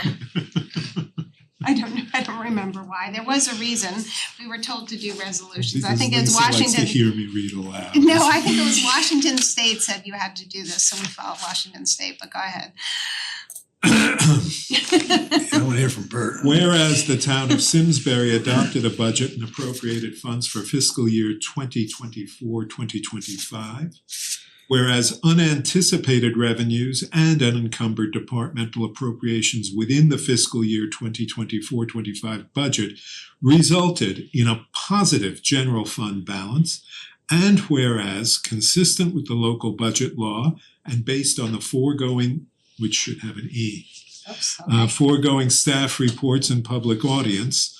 The public interest is best served in the proposed supplemental budget appropriation for fiscal year 2025-2026. Be it resolved that the Board of Finance approves the following supplemental appropriations financed from unassigned general fund balances in accordance with Town Charter Section 809, namely Town Hall HVAC rooftop units replacement for $18,000, Station Street supplemental for $150,000, and a contribution to capital reserves of $2,800,000. Is there a second? Should we? I'll second it. Discussion, I now remember this was in consultation with Bob, who said we should explain the reasons why we're doing in major transfers. Okay, we have a motion, a second, all those in favor, please say aye. Aye.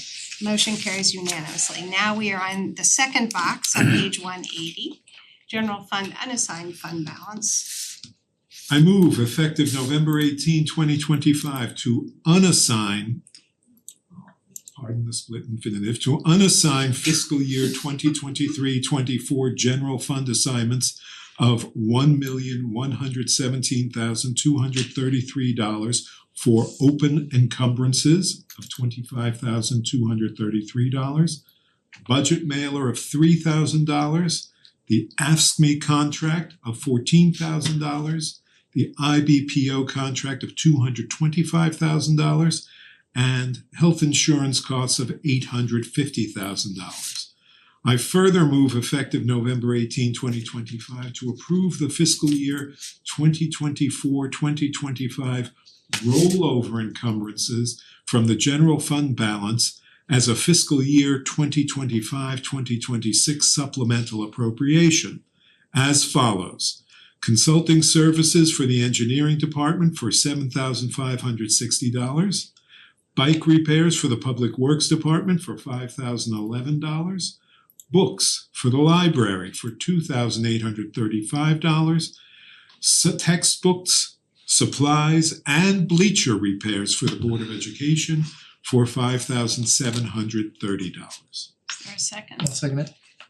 Amy, where are those laid out in this budget book? Page 181 is the open purchase orders. I don't think it printed all of them. So if you look on the screen, I'll reprint it and put it in the packet, but this is the breakdown of the encumbrances.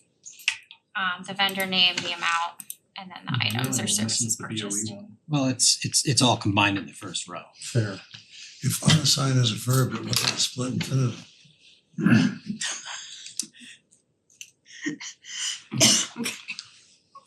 You're right. I withdraw my objection. Okay, first we have a second. All those in favor, please say aye. Aye. Motion carries unanimously. Okay. General fund year-end budgetary transfer resolution, what page is that? So this is page 182 through 185.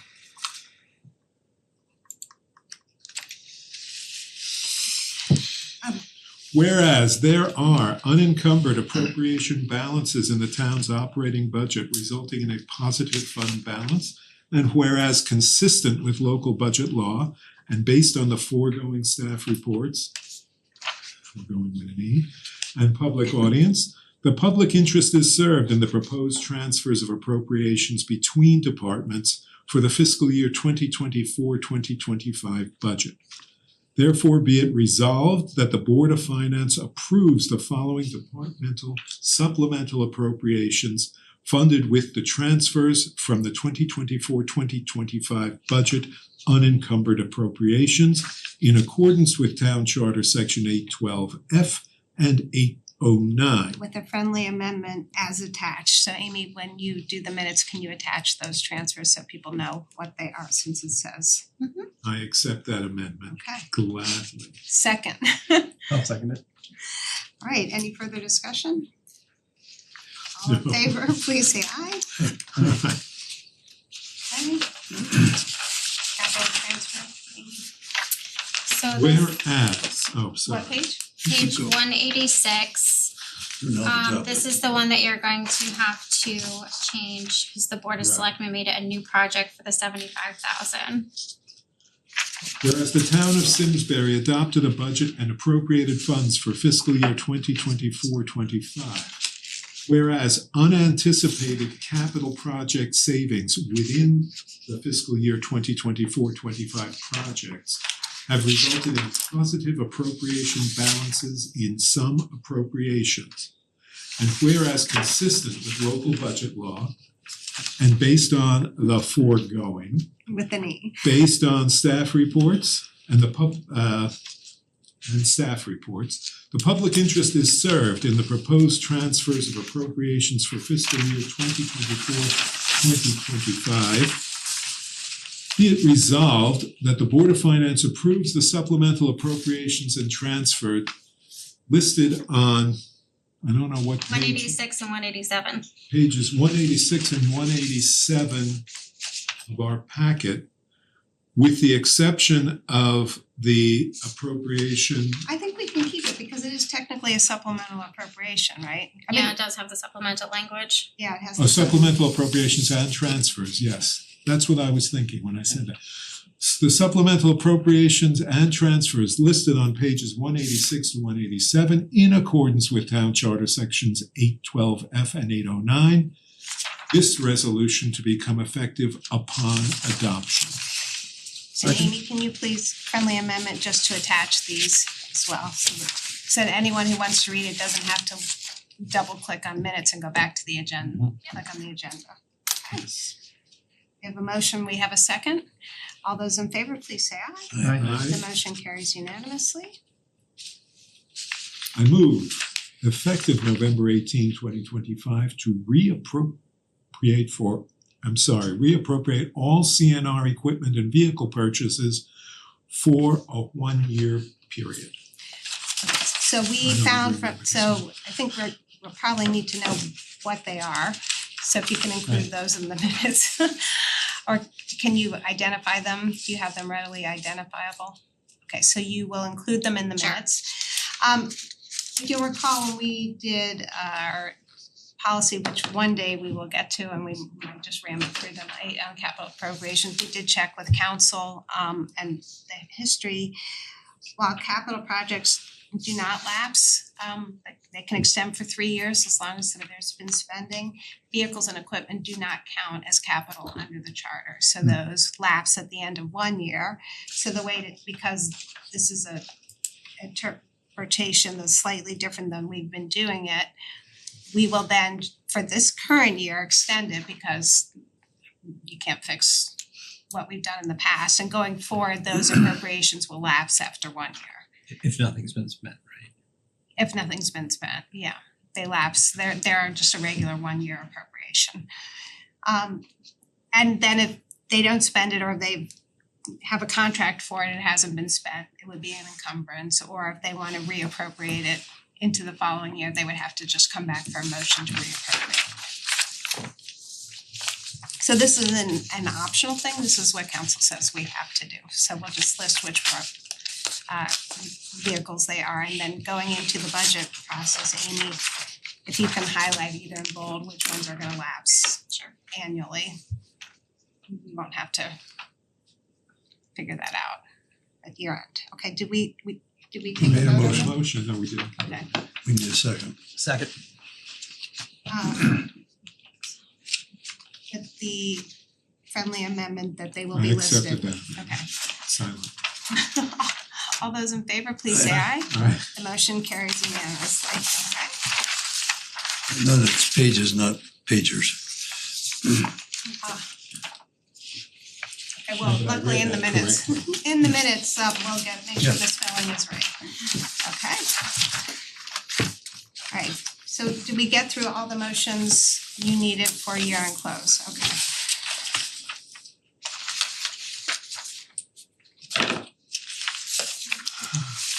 Alright. We do have 2 policies to go through. Amy, you wanna pull them up and let's see if we can get them done. Are there any decision points we needed to make? No, I think it was just the clarity with council that was included in the agenda submission. See, we don't wanna let Todd and Art go. I got a hard stop at 10:30, I told Well, at least then, I'm Regina, good this till is the 11. longest meeting of the year other than some budget stuff. Thank you for letting us know that. Yeah. Welcome.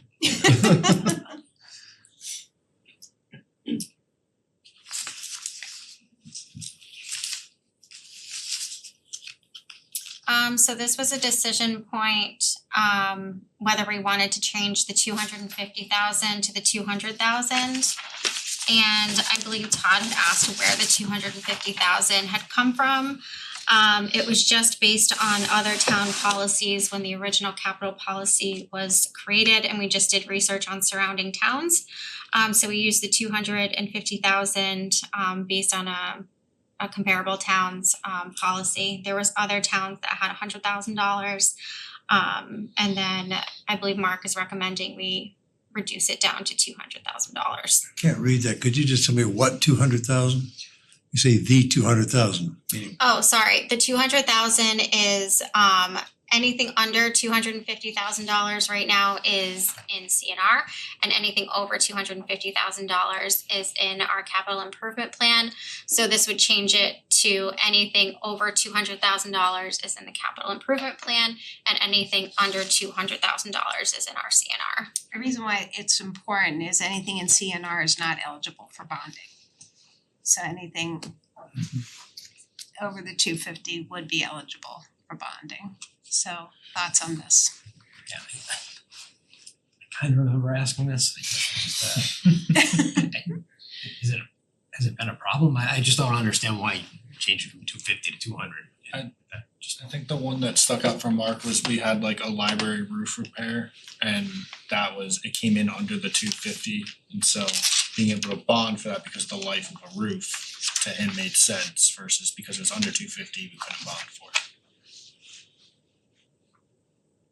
I mean, we do have a pretty healthy reserve level. I Yeah, mean, that's where we would mine- like to pay cash when we can. I don't have a strong opinion on this and defer to the. That's an example that makes sense, but one would think that over time, the threshold would Increase, not rather than decrease. That's also where my head went. We're talking about 5 million, 10 million every 2 years. Hate to eat into it with project that we might be able to pay cash with or something like Of course, I mean, the Board of Finance would have to approve the bonding anyway. So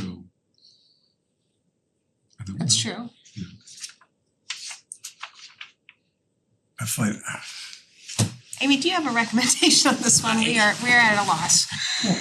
Yeah, it's also 50 grand, right? Like, and which is a lot of money, but in the grand scheme of our budget, it's not. I mean, I don't have a preference either way. I like the higher amount just because it's fiscally conservative, but that's Okay, just there's me. no drive, we can relook at this at any time. We'll keep it at 250 for now. Okay, What's up? everyone yeah, good with that? please, I'm Okay. comfortable with that. Okay. And then we had reached out to council on the reserve fund for the capital and non-recurring expenditures in the capital reserve. Basically, we just wanted to make sure that we can transfer between the capital reserve fund and the general fund. And we are okay to do so, so that's no change in practice. And then the other item that we sent off to legal was the section on the town-owned property.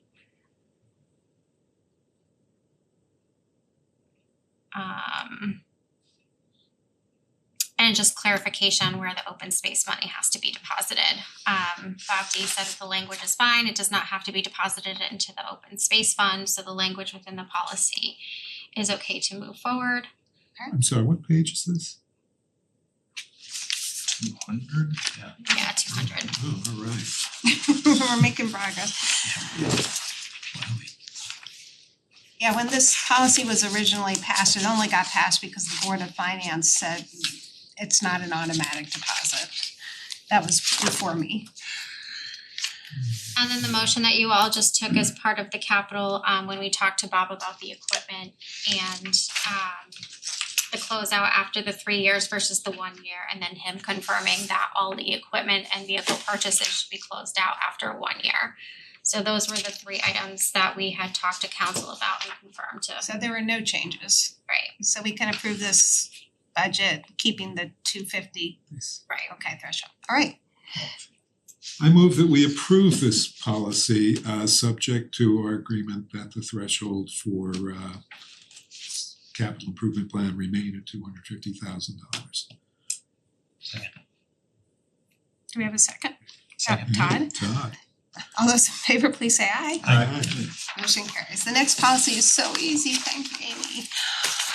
Yes, this was an easy one, so we made a change on our structurally balanced budget policy where we changed the general fund balance reserves to no less than 16%. And then we just didn't update the fund balance policy to match that change. So all this is changing from 15% to 16% to match the policy change that we did on the structurally balanced budget policy. Move that we approve the that we amend the fund balance policy and approve it with the amendment of changing the minimum in section 5 from 15% to 16%. Todd? Second. All those in favor, please say aye. Aye. Motion carries unanimously. Okay. Proposed meeting dates. That is on 208. 208.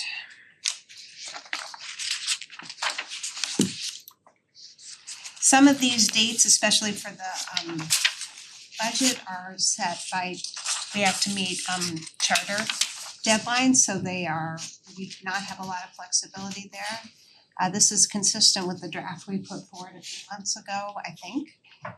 Is there is one Thursday date in here I think I remembered seeing on March 19th. Can you talk about why we have a Thursday date? You told me to in prior years. Just from prior Because we year. needed a budget continuation after your to after the board's Oh, presentation. to do the motions, right, okay. Gives Amy time to do the motions, cause those are really long motions, okay. May I have a motion to accept the budget calendar as proposed? This is you. I am so moved. May I have a second? I'll second it. Yeah, since we're not gonna be here. Alright, alright. We have a I think there should motion, be we have a more. second, Arden, Todd, all those in favor, please say aye. Aye. The motion carries unanimously. We have the minutes. On page 212. Move to approve the minutes of our meeting of October 21st, 2025. Seconded? Any changes or discussion? All those in favor, please say aye. Aye. The motion I'm an carries unanimously. I'm an abstention I from think I that, sorry. abstained as well. No. Who's abstaining? Both of you? Yeah, I Can wasn't we, there. I don't So think we with, both can. okay, so we cannot Mike- approve those. Wait, 'cause we need Mike, four. this says you're Why, in the minutes. you were there. This says you were there. Were you there? At the last meeting, I'm sorry. at the Board of Ed? A Yes, you different were. meeting that I was not there for. I was sat there for next that to one. me. Okay, Yeah. so then we can My approve these minutes. apologies, With only yes. one abstention from Todd, you weren't there. No. Okay. Alright, with one abstention by Todd, all those in favor, please say aye. Aye. Motion carries unanimously. Did we do the budget Quorum discussion? if people abstain. People abstain. Did we have budget discussion on Yes. here? We did not, okay. Yes, yes, yes. Everyone in their Is that the packets, quick things Abstentions? before we Okay, go. sorry. Other orders of business, you have these things, take a look. This will be our new guidance. That's just a summary of current policies and the things we typically do. If somebody has any changes, we do need to give this guidance in December, so please look at it. You also have the tri-board financial. Everybody has looked at it probably more times than you want. Thank everyone for doing that, especially Amy who confirmed all the numbers. If we're okay with this, we'll just do one final cleanup. I'm just gonna change at the end when we talk about the assumptions, instead of doing the percentages on negotiations and salaries, I'm gonna put negotiated settlement as the assumption. Yeah, when we instead of 3 to 5% salary increases, cause it's basically done by negotiated settlement, so that there's no objection to that. One change, and the other things, we'll just make sure the pages are aligned, give it one last look. And if people are good with that, we'll get that published before the tri-board. Alright. Right. Thank you for everyone for your help on that. Is there anything else for the good of the order? No. So I don't wanna adjourn this meeting. You're kind. I'll move to adjourn. I'll second that. Hey! All those in favor, please say aye. Aye. The motion carries with our sincere thanks to both our